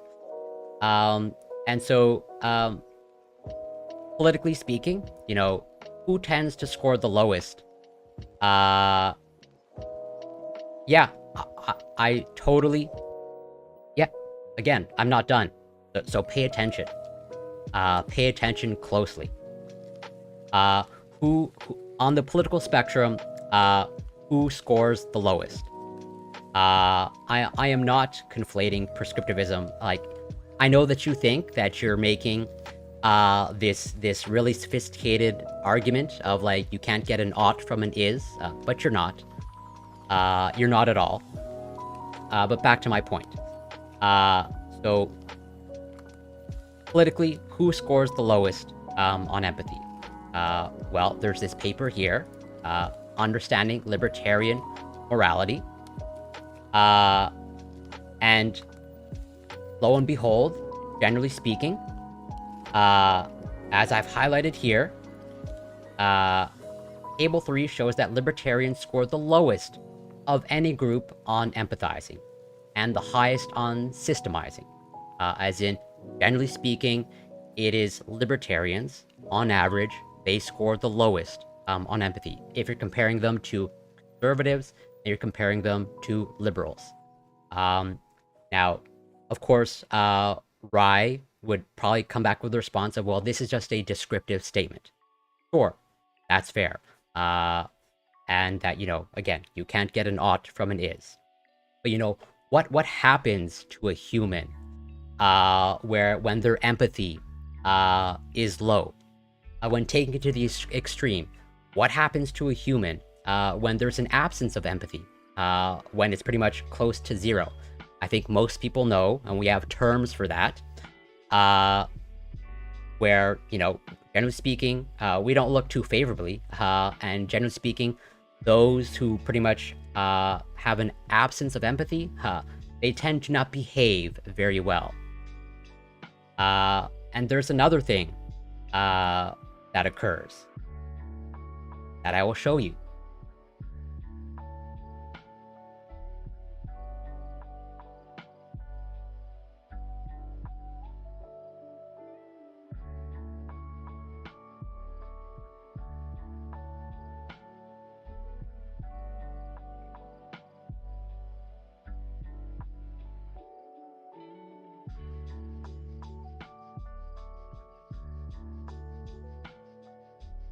again, you're making some of the most elementary arguments that I've ever heard. And I love the fact that you're going to speak to me about evolution when, like, I'm literally a biologist, and I'm pretty sure I know way more about evolution and biology than you do. But again, feel free. So again, what happens when, you know, there's an erosion of empathy, when there's, you know, scoring low on empathy? Well, there's this paper here that I think is super interesting that asks the question. So if you didn't know, there's also a gender divide, or, you know, a biological sex divide when it comes to empathy. As in, generally speaking, women are score higher on empathy than men, on average. And so they ask the question, why are men more likely to endorse myths about child sexual abuse than women? Evidence from a disposition and situation-based approaches. And so, why is it that it seems like if you're going to look at people who are, like, empathizing with child predators, and that the ones who endorse, as they say, myths about child sexual abuse, okay, do you know who it is? It's the people, generally males, who score lower on empathy. Okay, we don't use, and this is your failure to make a connection, and this is your failure to, you know, see a sophisticated argument, where that's not the approach that I'm coming from. Okay, this is what happens. Okay, this is one of the consequences of an erosion of empathy, of, like, as I've just shown, taking empathy to the more extreme, you get vegans and vegetarians, where they are more compassionate, they are more kind to animals. Their circle of compassion is wider, where it includes humans and very many non-humans. And then taken to the extreme, taken to the libertarian extreme, where libertarians score the lowest on empathy, and then it overlaps. Why do you think very often when talking about libertarian philosophy, you know, age of consent laws get thrown in? It's because there are very real consequences for a lack of empathy, and it's consequences like this, where you will have people who score low on empathy, and they're empathizing with a child sexual predator, and Rye will say, well, that is just a descriptive statement. There's nothing prescriptive about that, and so there's nothing, you know, there's nothing prescriptive. There's no prescriptive statement that you can make. This is just a description of reality, and this is just a fundamental misunderstanding of how humans operate. No, this is not a conflation. You are not making any sort of sophisticated argument. This is just the same tired talking points that come up in any sort of vegan debate. This is just rehashing of old stuff.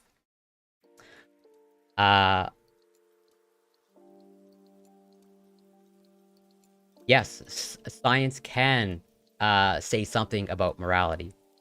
Like that is practically built into science. You know, if you read the conclusion of any paper that's, like, discussing a therapy, where it's like, oh, this therapy is effective. This therapy results in, you know, better survival rates. Maybe we should, you know, develop this therapy more. Like, there are prescriptions built into pretty much virtually every medical scientific publication. No one ever says, well, who's to say that, you know, we should, you know, increase life expectancy? Who's to say that, you know, vomiting 20 times a day is a bad thing? Like, that's built in to the guiding principles of, like, medical science. who's to say that heart disease is a bad thing? You just have no understanding of how science operates, of how humans operate, and like it's on display right now. Who's to say that dying from cancer is a bad thing? Who's to say that the genetic condition of cystic fibrosis, that's something that we should work towards to alleviate? This is all social. Yeah, so if you're gonna take the position that we should do nothing to maybe eliminate cancer at a therapeutic level, yes, I did say dying of cancer is bad. And exactly. Oh wait, exactly. I wonder what the political affiliation of Rye is. I'm very curious if they want to share. Where it's like, yeah, I have no problem dying on the hill, saying, hey, cancer is bad. We should do something to reduce cancer rates. We should do something to the survival rates, to increase the survival rates of cancer patients. And I know Rye is not going to back up anything that they say with any sort of empirical evidence. That's built into any Twitch debate. Where I've literally went through 3 papers, going from one to the next, and the best that I get is cancer is just a part of life. It's how cells divide. And like, I am literally a molecular biologist. So, go figure. I am the philosophical fool when I'm saying, hey, cancer's bad, we should do something about that. Yes, I have no problem dying on that hill. Oh, and Jamie SMB, thanks so much for passing by. A dumbed down version of that might be good evil, or you'd have pro-life opinion, or you want people to live opinion for the film. Yeah, and we can have that conversation about medical assisted dying. Totally in favor of having that conversation. Or talking about, where human life begins, where personhood begins. I'm open to that conversation. That's not a problem for me. Well, I don't put much stock into what Joe Biden says. Yeah, sure, if you say so. Again, this just speaks to how little science you actually read. Like, read any medical literature, and they conclude if there's a positive outcome, hey, this requires further research. This is the direction that we want to go down. And then the pushback from Rye would be, hey, like, I don't know if we want to like increase survival rates of cystic fibrosis patients. I'm attaching metaphysical stuff to cancer or cystic fibrosis. That's clouding my brain. Yeah, we're clearly just living in different realities. That's all. And I don't know if Zeron is still around. One moment.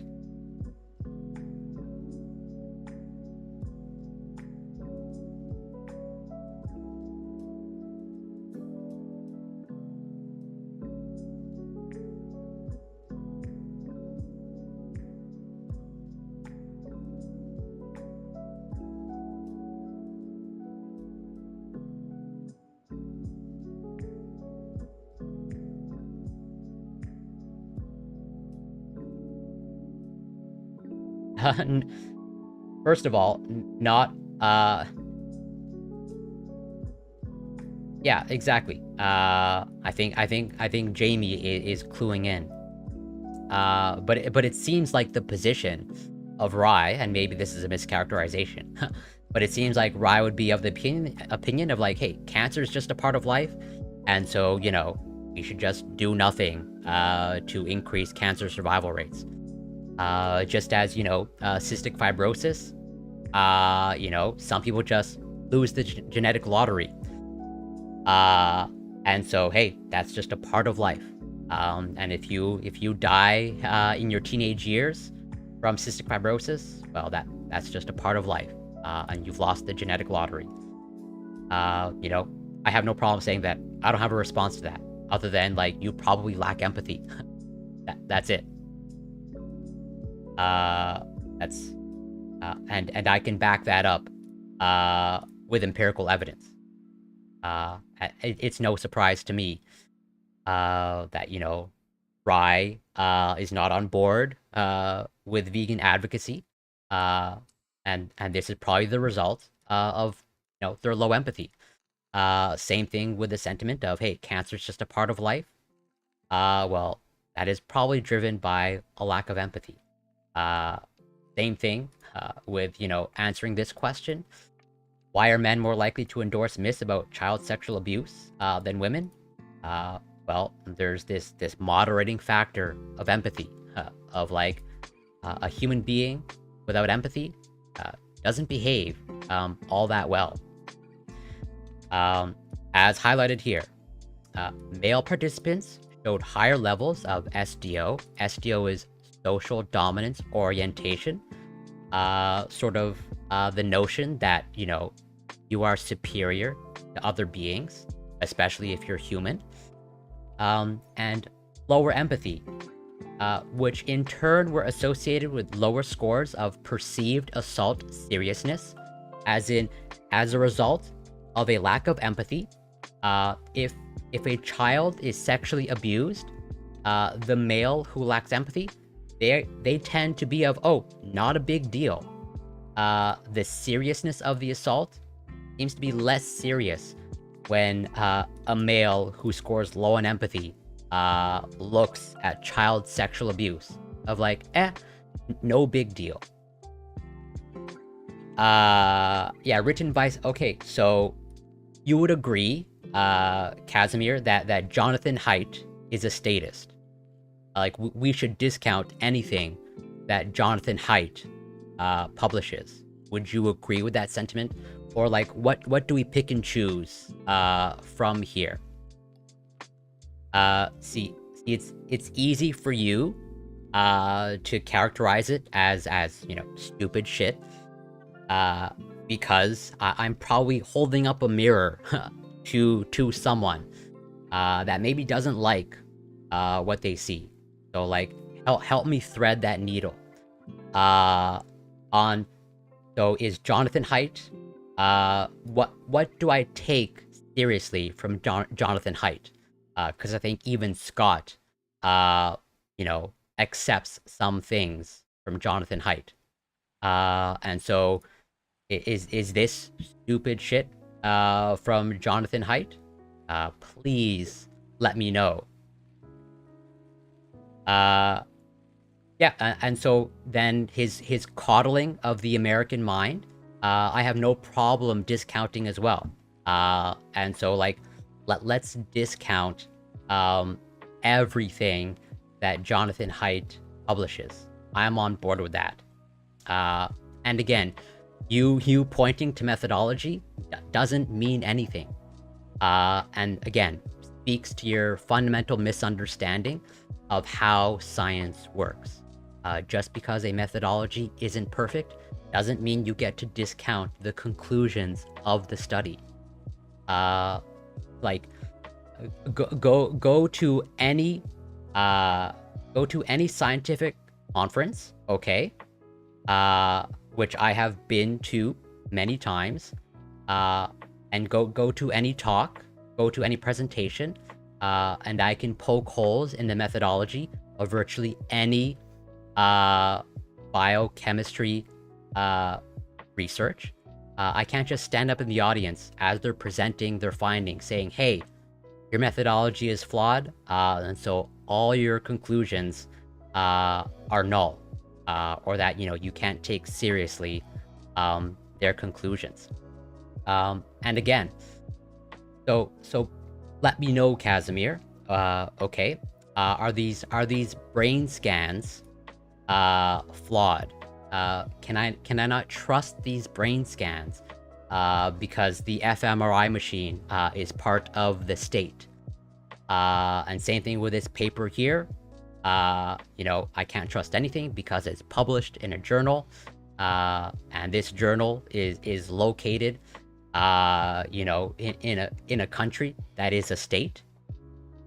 Like at the end of the day, we are pretty much not having any sort of grounded conversation in reality, where it's like you are literally seem to be throwing out all empirical evidence, or selectively cherry picking bits and pieces.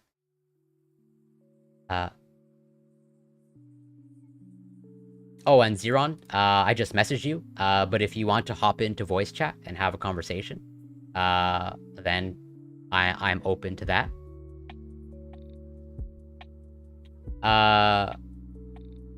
Yeah, and I have no problem talking about those people too, because if you're not aware, there's generally speaking multiple types of empathy. There's cognitive empathy, there's affective empathy. Okay, so then which ones? Again, we've had this conversation before. What is my guiding principle? You know, which study do I take seriously?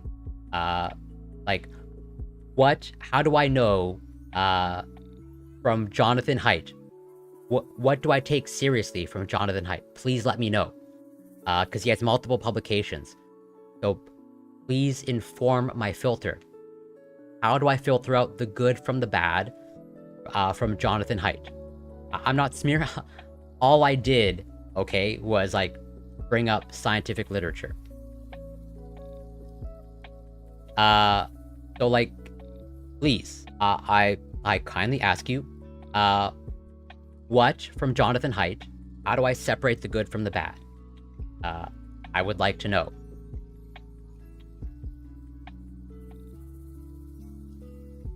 Oh, sorry, try again, Xeron. My mistake. Yeah, so then which empirical evidence do I take seriously? Yes, hello, can you hear me? Yeah, I can hear you. Yes, I can hear you as well. So, I think, like, I'm not sure if any of the people in chat are comfortable with going on VC. If they are, well, they probably haven't. They probably aren't, because not many do. But if anyone is, feel free to hop on. I'd be happy to go into a chat room, but 1 second. Yeah. So, Casimir, these were self-identified libertarians. They self-identified.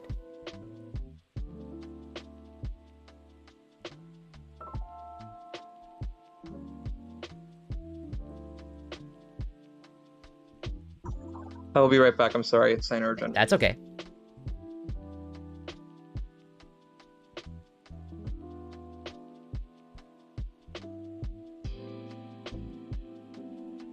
Well, okay, so then I would ask you the question, what definition of libertarianism do we use?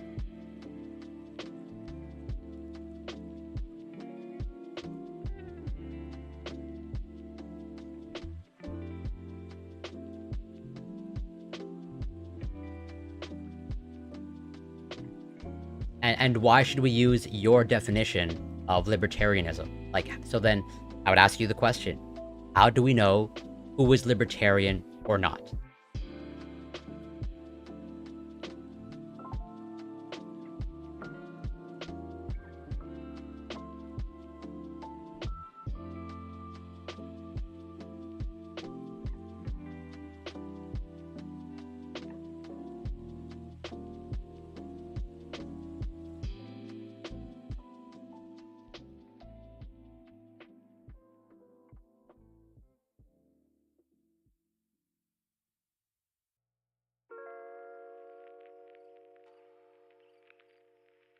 Yeah, so again, please guide me.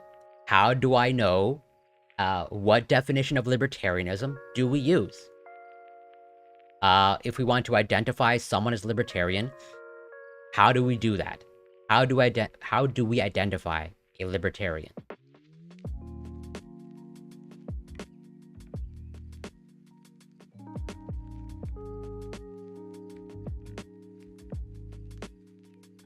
Because then I can just say, Casimir, that you're not a libertarian. And it seems to be as simple as that. If I can't take your word that you're a libertarian, then like I can just say you're not a libertarian. And case closed.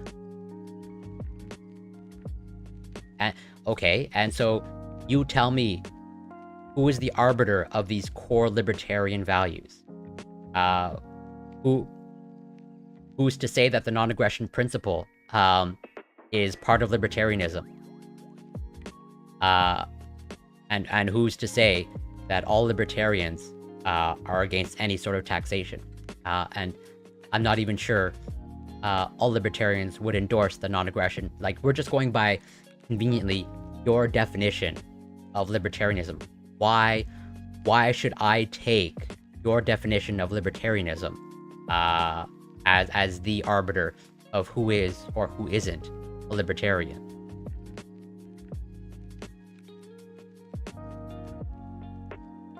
Okay.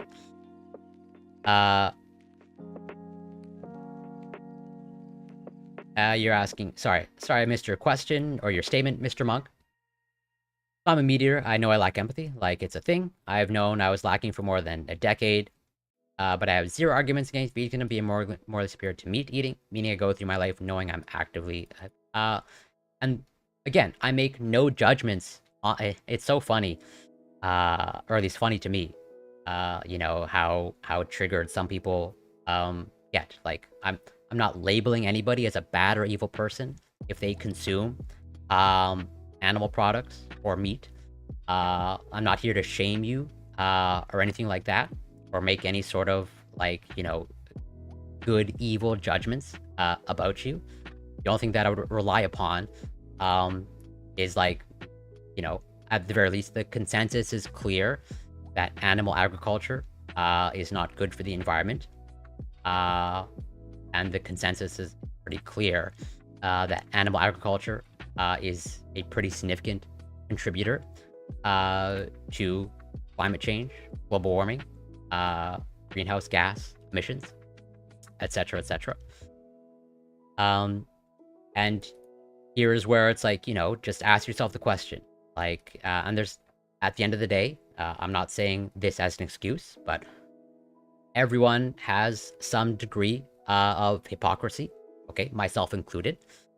I even shared that during the conversation, where it's like, yeah, I support the vegan movement, but I still consume a little bit of dairy from time to time. I would just ask yourself the question of, like, you know, is there room for improvement in living closer to your values? Do you feel like you are living the values that you want to espouse? And only you can answer that question.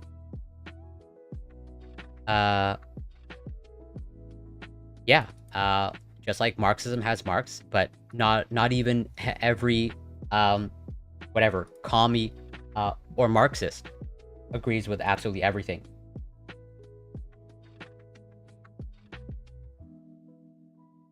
Oh, 1 second. There's even disagreement there, like, you know, and just like the vegan movement is technically not monolithic, you know, I'm reasonably sure the libertarian movement is not monolithic. The Marxist or communist movement is not monolithic.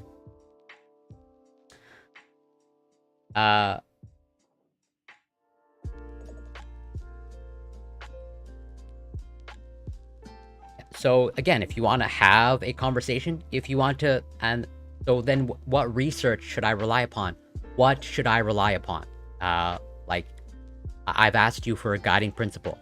I've asked you for a guiding principle of determining who is a libertarian, who is not. I've asked you for a guiding principle of, like, you know, what is the good research from Jonathan Haidt? What is the bad research from Jonathan Haidt? Like, I'm asking for tools to navigate the space. of reality. No, I wouldn't even go that far. And this is where, you know, your behavior makes perfect sense to me.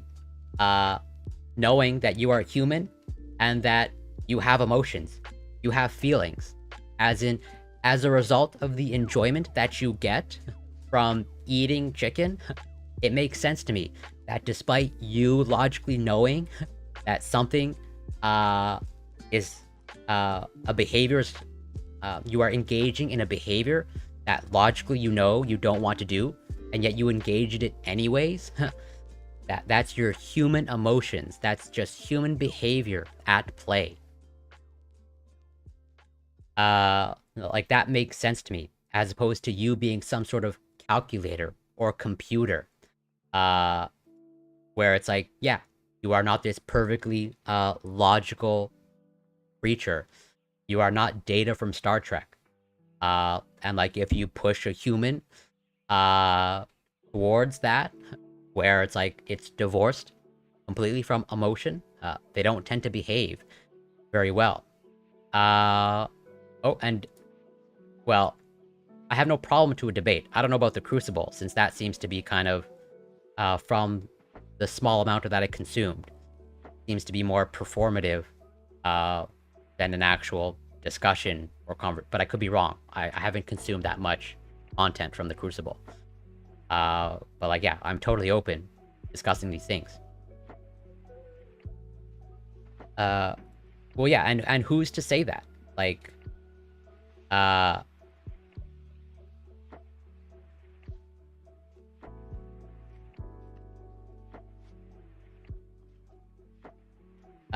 and again, this guiding, like, who is to say that every single libertarian has to endorse the non-aggression principle?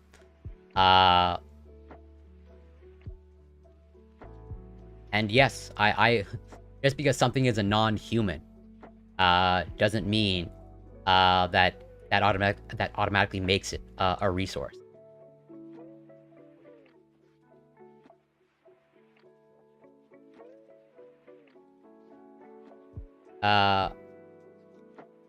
And no one, I would say, this exemplifies potentially not understanding the vegan argument. Most vegans, at least of the vegans that I encounter, they're not saying either put animals equal to humans or to elevate animals above humans. Generally speaking, their argument boils down to, well, for the sake of killing them alone, okay, in the developed world, cannot justify killing an animal because it is not necessary. Not necessary for calories, not necessary for nutrition, and therefore it becomes a moral question. It's the same argument as, like, the fur coat argument, and this is probably where we will diverge, where you would say, yes, if I want to slaughter a bunch of Dalmatians to make a Dalmatian fur coat, you would probably perceive that as morally permissible, as opposed to a vegan, and I think most people in the developed world would not take that position. Oh, and Cat Like Meow, welcome. Thank you so much for passing by.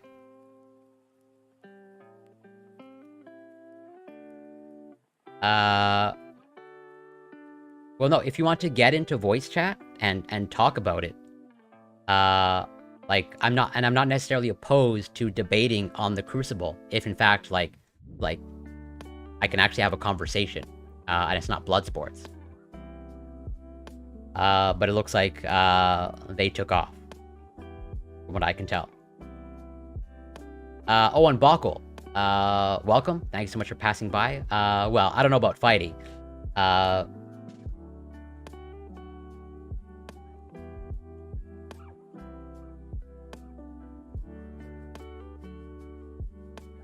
But we are definitely, you know, having a discussion, maybe a heated discussion. Well, I barely do handstands. Occasionally, I am successful at handstands.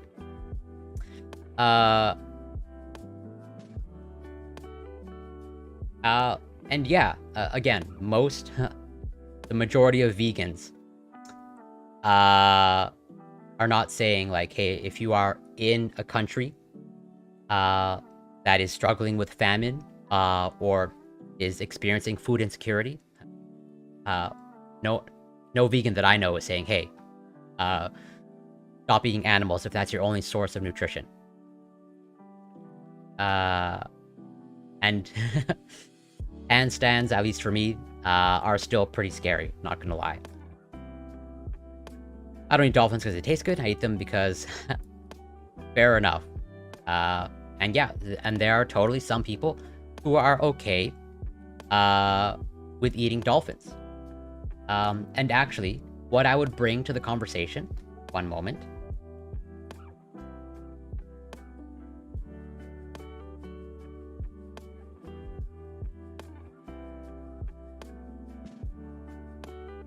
One second, and I'm just responding to something in Discord.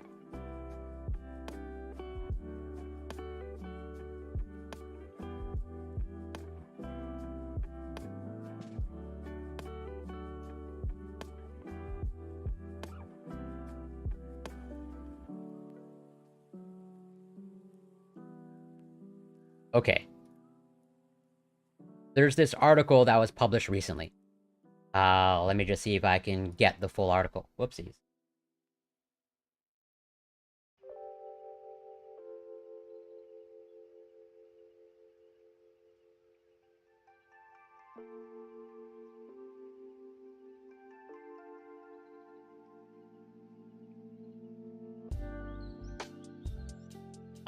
And I think this potentially will, you know, kind of like push on some people's moral intuitions.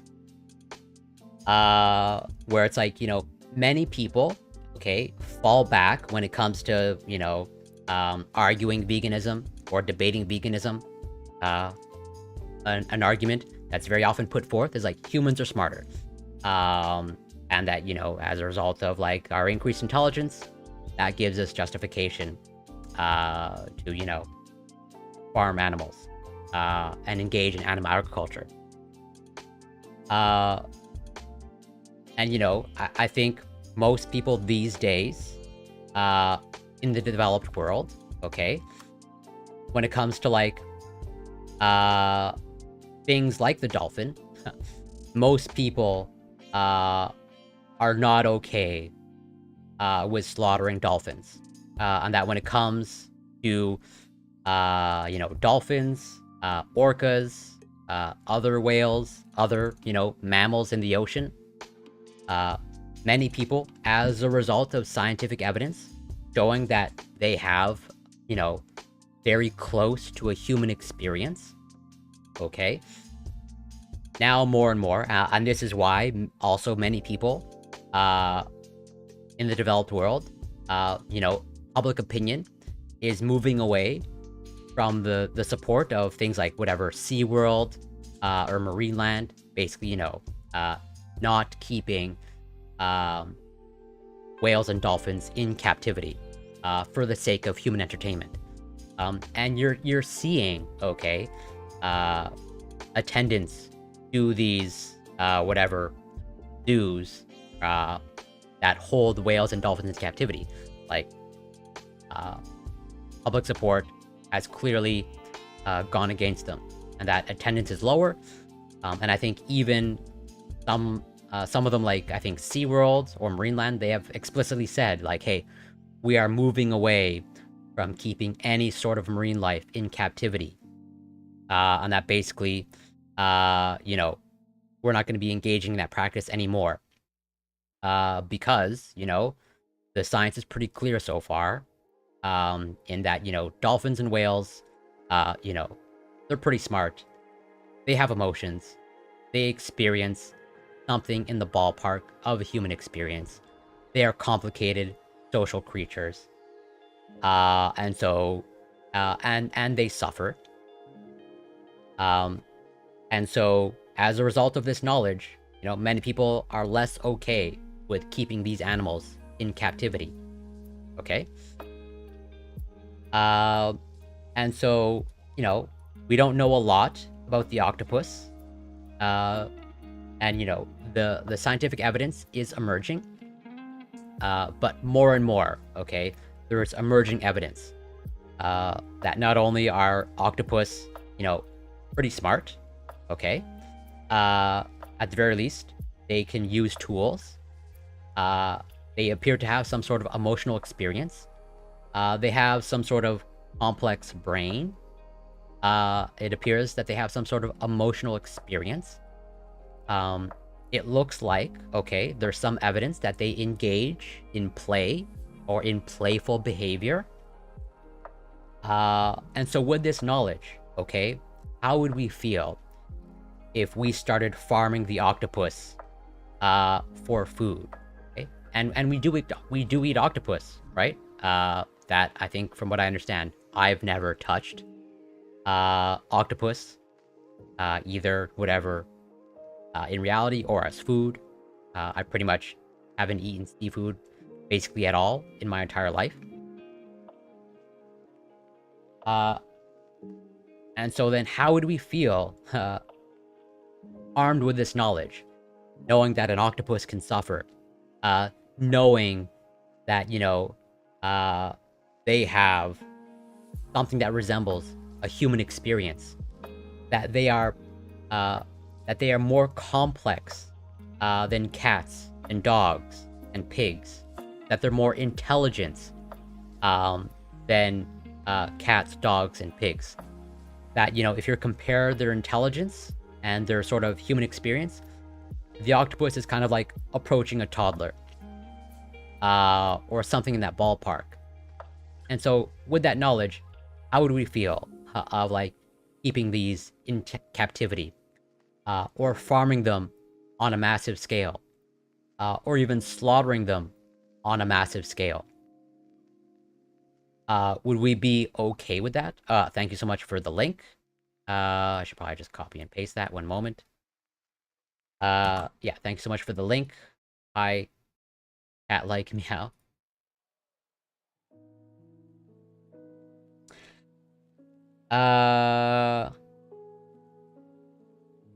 Agriculture at the End of the World.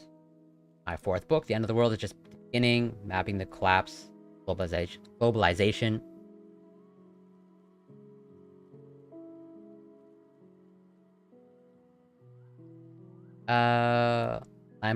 I'm going to save this,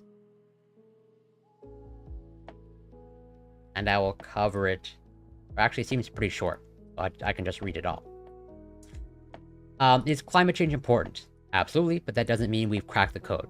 Consider this excerpt from my upcoming book. The End of the World is just the beginning. Our capacity to forecast climate impacts tends to be embarrassingly off. The best recent example is the United States in mid-2021.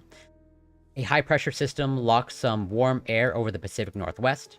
Some of that air then descended from the Cascades, triggering compression effects. The result? Normally cloudy, rainy, grungy locales mutated into open ovens for weeks.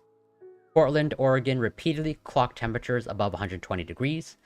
I've seen many climate models that suggest the inevitability of hotter deserts or a hotter American South, but none have projected that Portland, freaking Portland, would end up being hotter than Las Vegas has ever been. The reason for such a fundamental miss is simple. We do not at present have good enough data to project climate change down to the zip level code. We've obsessed somewhat narcissistically upon how climate shifts might impact cities, and our data simply isn't good enough to generate reliable forecasts. Instead, we should focus on the far easier math of climate shifts upon continent-spanning climate bands. Not so useful for determining house insurance rates, but critical to understanding what we can grow. Check out the map below from the agriculture chapter, The End of the World. We sometimes forget that most of the Earth's land surface is unsuitable for growing crops, and even much of what is not particularly great. It doesn't take much of a climate nudge to push marginal lands into the unsuitable category. And nudging is certainly happening. For decades, shifts in wind currents have been tweaking regional weather patterns. simply continuing such long established patterns for another 30 years will have outsized impacts upon agriculture almost everywhere. Well, I don't necessarily disagree, at the very least, that we don't have good data to make predictions at the zip level code. But I'm not exactly sure of the entire message of this person. Of like, are they saying that we can't trust any climate data? Or that, you know, the climate data is flawed? Which, like, yes, just like any data set, flawed. Well, the food chain is not really a, you know, a biological concept or really a scientific concept. That's mostly like a made-up concept just to justify, like, consumption of food is not some sort of hierarchy. And yes, I have no problem admitting that turkey tastes good. Do you think it's possible that the weather is correlated with human consciousness? And also, welcome, JXG26. I see no reason, not that I've looked into it, but I see no reason why the weather would be correlated with human consciousness. But I'm open to the question. But yeah, continuing of what I was saying, of like, you know, we're getting to a place, where it's like, and I would encourage everyone to check out this documentary, on Netflix, called My Octopus Teacher, where it's like literally this person is basically describing, their experience or like their relationship with an octopus, with one singular octopus, and all the types of complex behavior that octopus appear to engage in, of like using tools, hiding from a predator in a complex way, problem solving, really showing pretty impressive intelligence that we didn't think it had before. And like more and more evidence is coming out that the octopus is a complex creature, and that they experience some sort of emotional experience that again is in the ballpark of human-like. And so can we justify, you know, mass producing them, mass breeding them, keeping them in captivity, keeping them in quote-unquote cages, and then killing them for the sake of food? As they sort of outline here, just in this short paragraph, the octopus has already challenged our theories on evolution, intelligence, and consciousness. It has proven itself smarter, more playful, more feeling than we ever imagined. You can devote decades to studying how and where the octopus lives, and as Dr. Mather will attest, you'll be surprised by what you will learn. Here is a creature, marvelously cunning and elegant, living in a space so vast and deep, so foreign to human experience, that we still mostly peer into the dark and wonder, surely such a creature is worthy of careful consideration. And again, here is where the octopus is introducing some pretty interesting questions and concepts, where it's like, you know, at one point, okay, we thought human consciousness was unique. Of like, oh, when it comes to consciousness, it's only the humans that have evolved that. And that this somehow elevates us above all other species. And yet, okay, more and more evidence is coming out that at the very least, you know, consciousness doesn't appear to be binary, where it's not this all or nothing thing, and that there's some sort of spectrum to it, where it's like, yeah, it seems pretty clear that, you know, cats and dogs, pigs, they have some sort of conscious experience, not identical to humans, but somewhere in the ballpark, that, you know, is a little bit removed from human consciousness. And, you know, the octopus, it seems like there's evidence to show that their level of consciousness is close to on par with human consciousness. And that consciousness as we know it might not be unique to humans. And that an octopus on sort of a separate evolutionary branch than humans, they might have independently evolved consciousness. And that this concept of consciousness is not solely reserved for humans. And that, you know, we might not be so unique in terms of possessing consciousness. And that the octopus might have a level of consciousness that is either on par or like maybe one step lower or one rung lower than humans. And it appears to have independently evolved this separately from humans in a totally different environment than humans. You know, we're terrestrial mammals.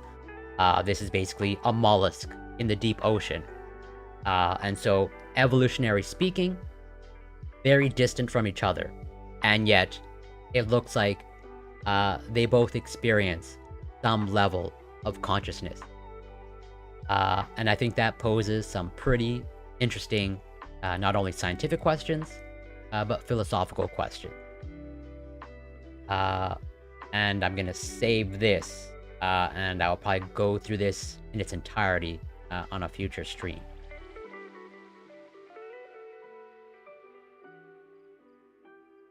But 1 second. Okay. I think there is definitely a correlation between how people treat animals and the weather, because how they treat them is a reflection of themselves. I'm open to that concept. Can we deal with the and so what important point do you want deal with?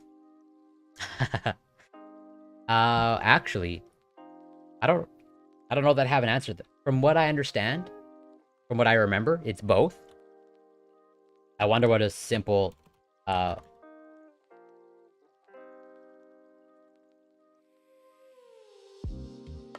many plurals of octopus. I'm sure Merriam-Webster has an answer.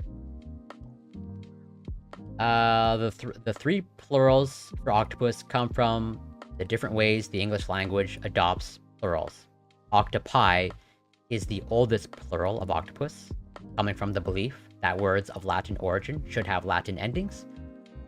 Octopuses was the next plural, giving the word an English ending to match its adoption as an English word. Lastly, I've never heard of this type of plurality.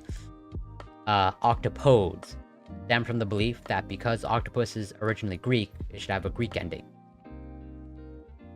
So like, yeah, I never thought there would be like an entire like essay or article devoted to like which is the correct way. I think it depends. I think they're basically all equally valid.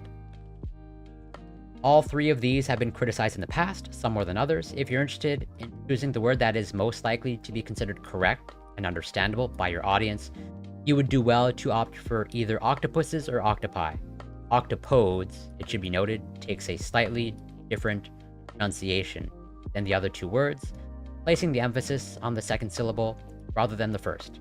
It more or less rhymes appropriately enough with "don't say that, please." Oh, yeah, fair enough. Like the plural of dominatrix, I interviewed one and asked, she had no idea. I say dom. Fair enough. Yeah. I think either octopus or octopuses or octopi are equally valid. Okay. So, with that, I'm probably gonna look to end the stream here. Had a great conversation with the Juggling Vegan. And also had some pretty spirited discussion with those in chat, including Casimir and Rye87. I find it super interesting.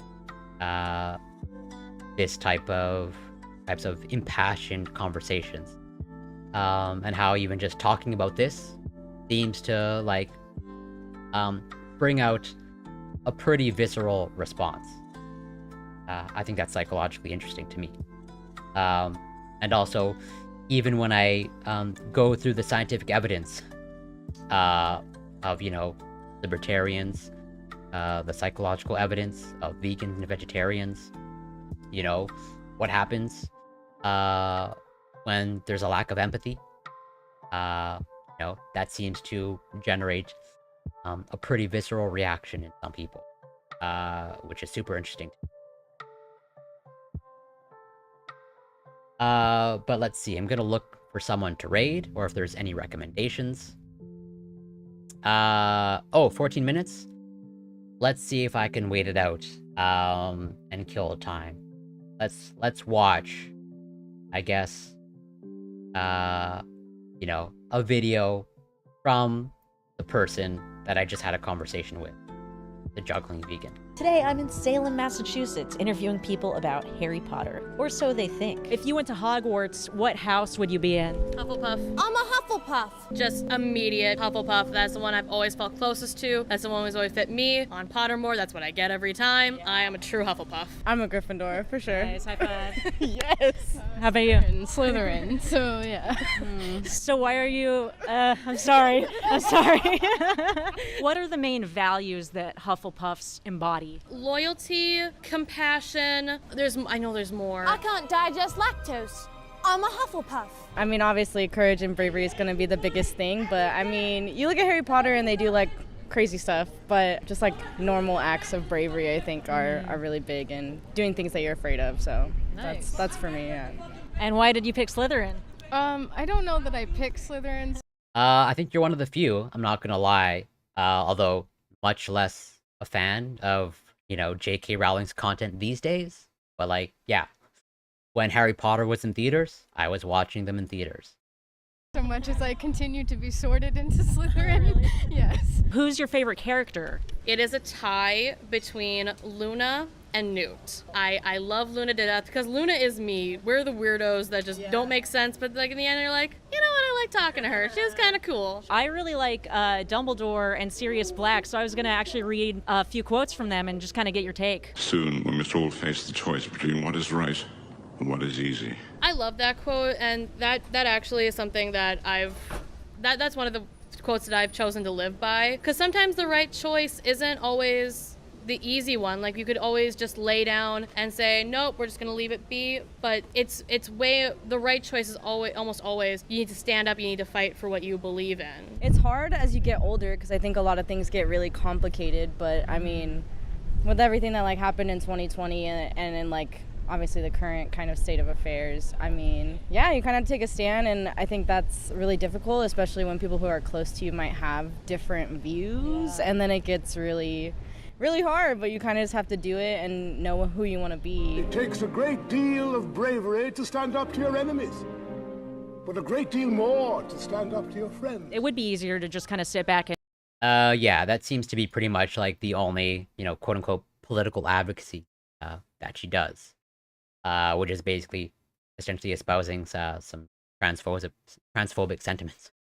And not fight against injustice, but, you know, we can look throughout history and see that these injustices have always happened, and it takes the people who fight against them to really make a change. All right, so next quote is from Sirius Black. If you want to know what a man's like, take a good look at how he treats his inferiors, not his equals. That is absolutely true. You look at, you know, people in high positions of power, and you always you never do want to look at the people, how they're treating people of their own stature, because, you know, it's very telling to see how a rich person treats a poor person. Yeah. Like, if you didn't have your money, who would you be as a person? Yeah. I really agree with that, definitely. I think especially in like professional settings and stuff too, you can really tell the tone that's set for the way that things operate by kind of the way that managers and stuff treat people. I think that's for sure. One of the cool things about that quote too is I feel like with Sirius, he says that quote, but then he treats his house elf very, very, very poorly.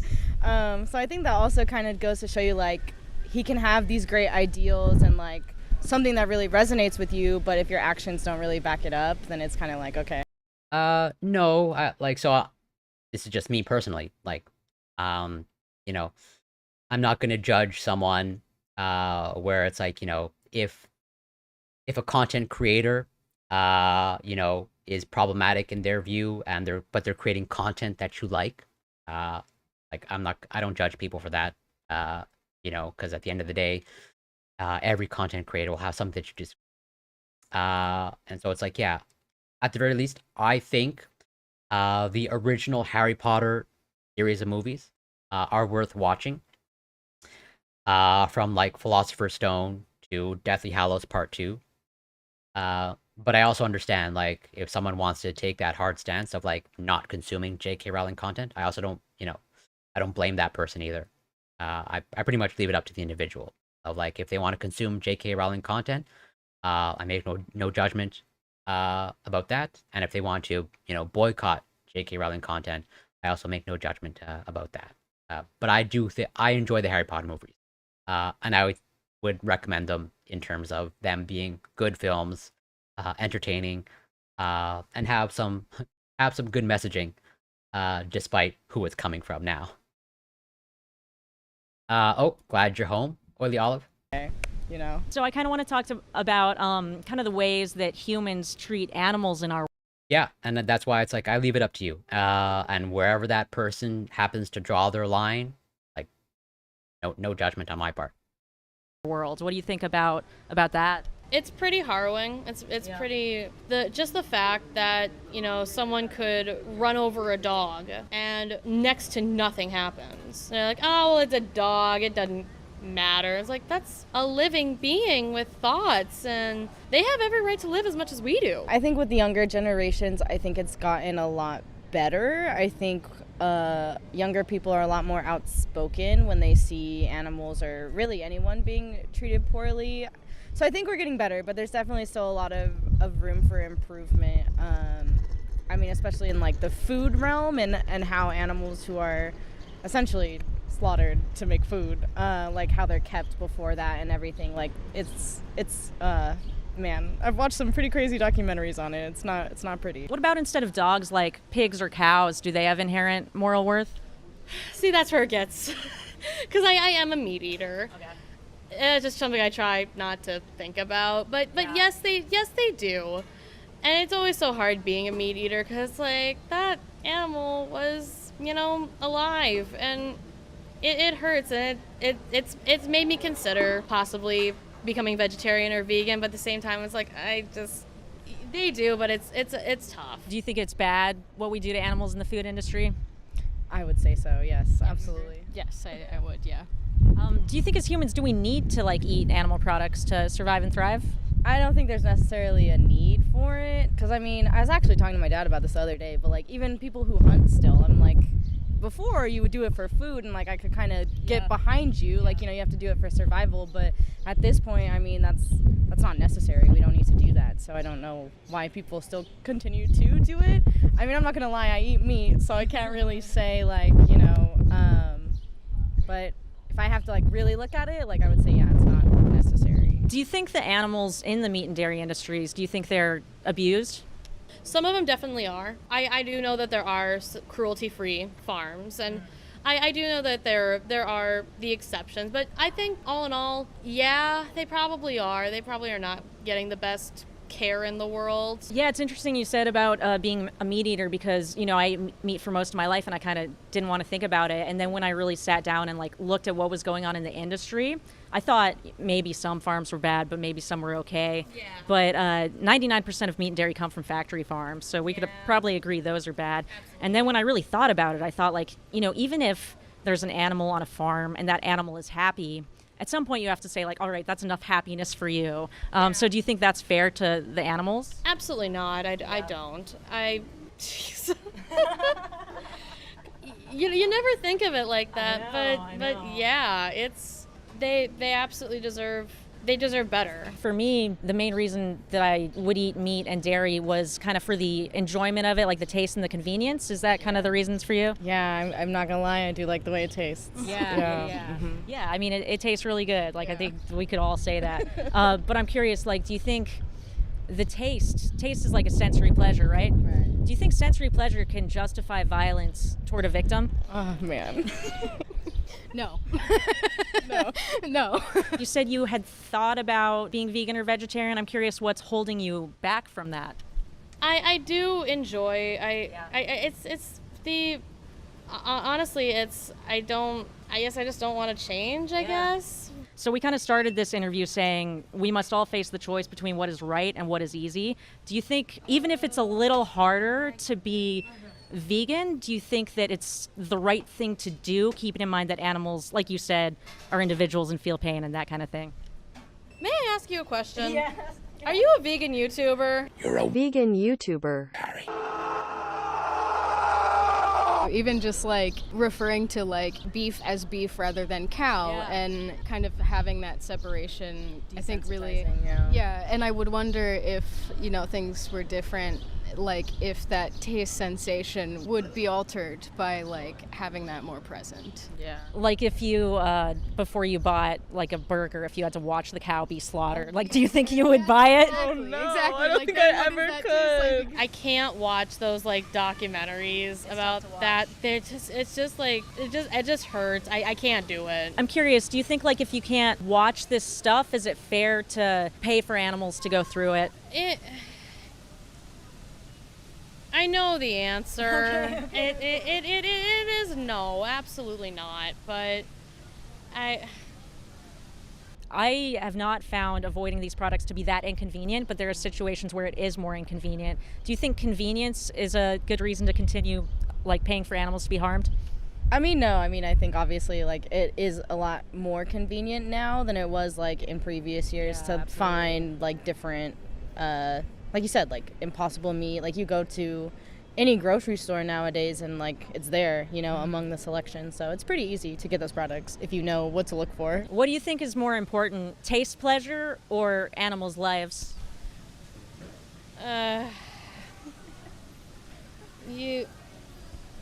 Animals' lives, obviously. I feel like I'm kind of getting cornered here. I want to read one more quote by Dumbledore. It is not our abilities that show what we truly are. It is our choices. Yeah, I think so. I think it kind of goes both ways. People who have a lot of power often get to make really big choices. And I mean, you kind of see it a lot with history, right? I mean, whatever way you kind of make that choice is going to pave the way for what happens in the future. So I feel like, but even people who, don't have political power or whatever in everyday interactions with people, like you can choose to treat someone with kindness or you can choose to kind of be a dick. I think it's important to remember that every day we have this choice. We can choose for animals to be exploited on our behalf, or we can choose to not do that. And that's what it is at the end of the day. So one last question. If you could live a life where you intentionally harmed humans, intentionally harmed animals, or neither, what would you choose?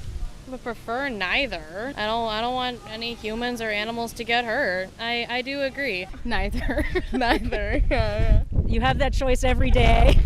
Yeah. Thanks for watching today. Please hit that like button, and if you want to see another video, click to your left. Special thanks to my morally superior... Yeah, so that's the type of advocacy that they do. Street advocacy. Literally just talking to people on the street in their neighborhood. Okay, so I'm gonna set up to raid Prime. But in the meantime, I want to thank everyone that passed by. Much appreciated. Oily Olive, always a pleasure. Mr. Monk, thank you so much. Casimir, I'm gonna be missing a lot of people. 1 second.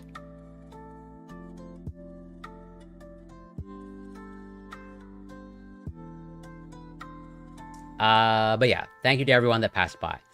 Bob Marley, Dutoy, Zeron, Casimir, Rye87, despite the disagreements, the spirited discussion, I still appreciate everyone that passed by. I still appreciate passionate debate and disagreement, as long as you're still being, respectful.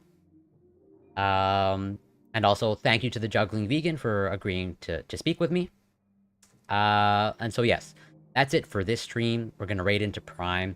I plan to stream again tomorrow, doing hopefully my usual Sunday stream. I'm going to be covering some science, some research. Animals eat other animals, which is okay, but why are other humans trying to change our eating choices? Well, so I would ask you the question. Humans are animals. And you say animals eat other animals. Would you then say it's okay for humans to eat other humans? And some would be okay with that. Some would be okay with, humans killing other humans for food. That's where sort of the argument lies. I think I'm pretty sure most vegans would say no. Humans killing other humans, bad. Humans killing other humans for food, bad. Right. Well, I don't want to rehash this argument, but this is a larger debate, and this question is answered in some of the Juggling Vegans YouTube content and in other vegan content creators. But this argument has essentially been settled, of just because animals eat other animals doesn't mean that humans eat animals. There's many behaviors that non-human animals engage in that we as humans would say is not okay. Animals sexually assault and rape other animals. I think it's pretty clear that the vast majority of humans agree that sexually assaulting or raping another human being or non-human animal, not okay. Even some species eat their own species. Just because a non-human animal engages in this behavior doesn't make it permissible, because then we would allow a lot of other behavior that I think we universally agree is morally wrong and not okay. But those questions have been answered, and I would encourage you to watch other vegan content creators get those answers, and maybe I'll start doing that on my stream, because this is pretty much a settled debate. So yeah, we're gonna raid into Prime. Plan to stream again tomorrow. Say hi to Prime, give Prime a follow if you're not already. And again, till next time, take care and be well.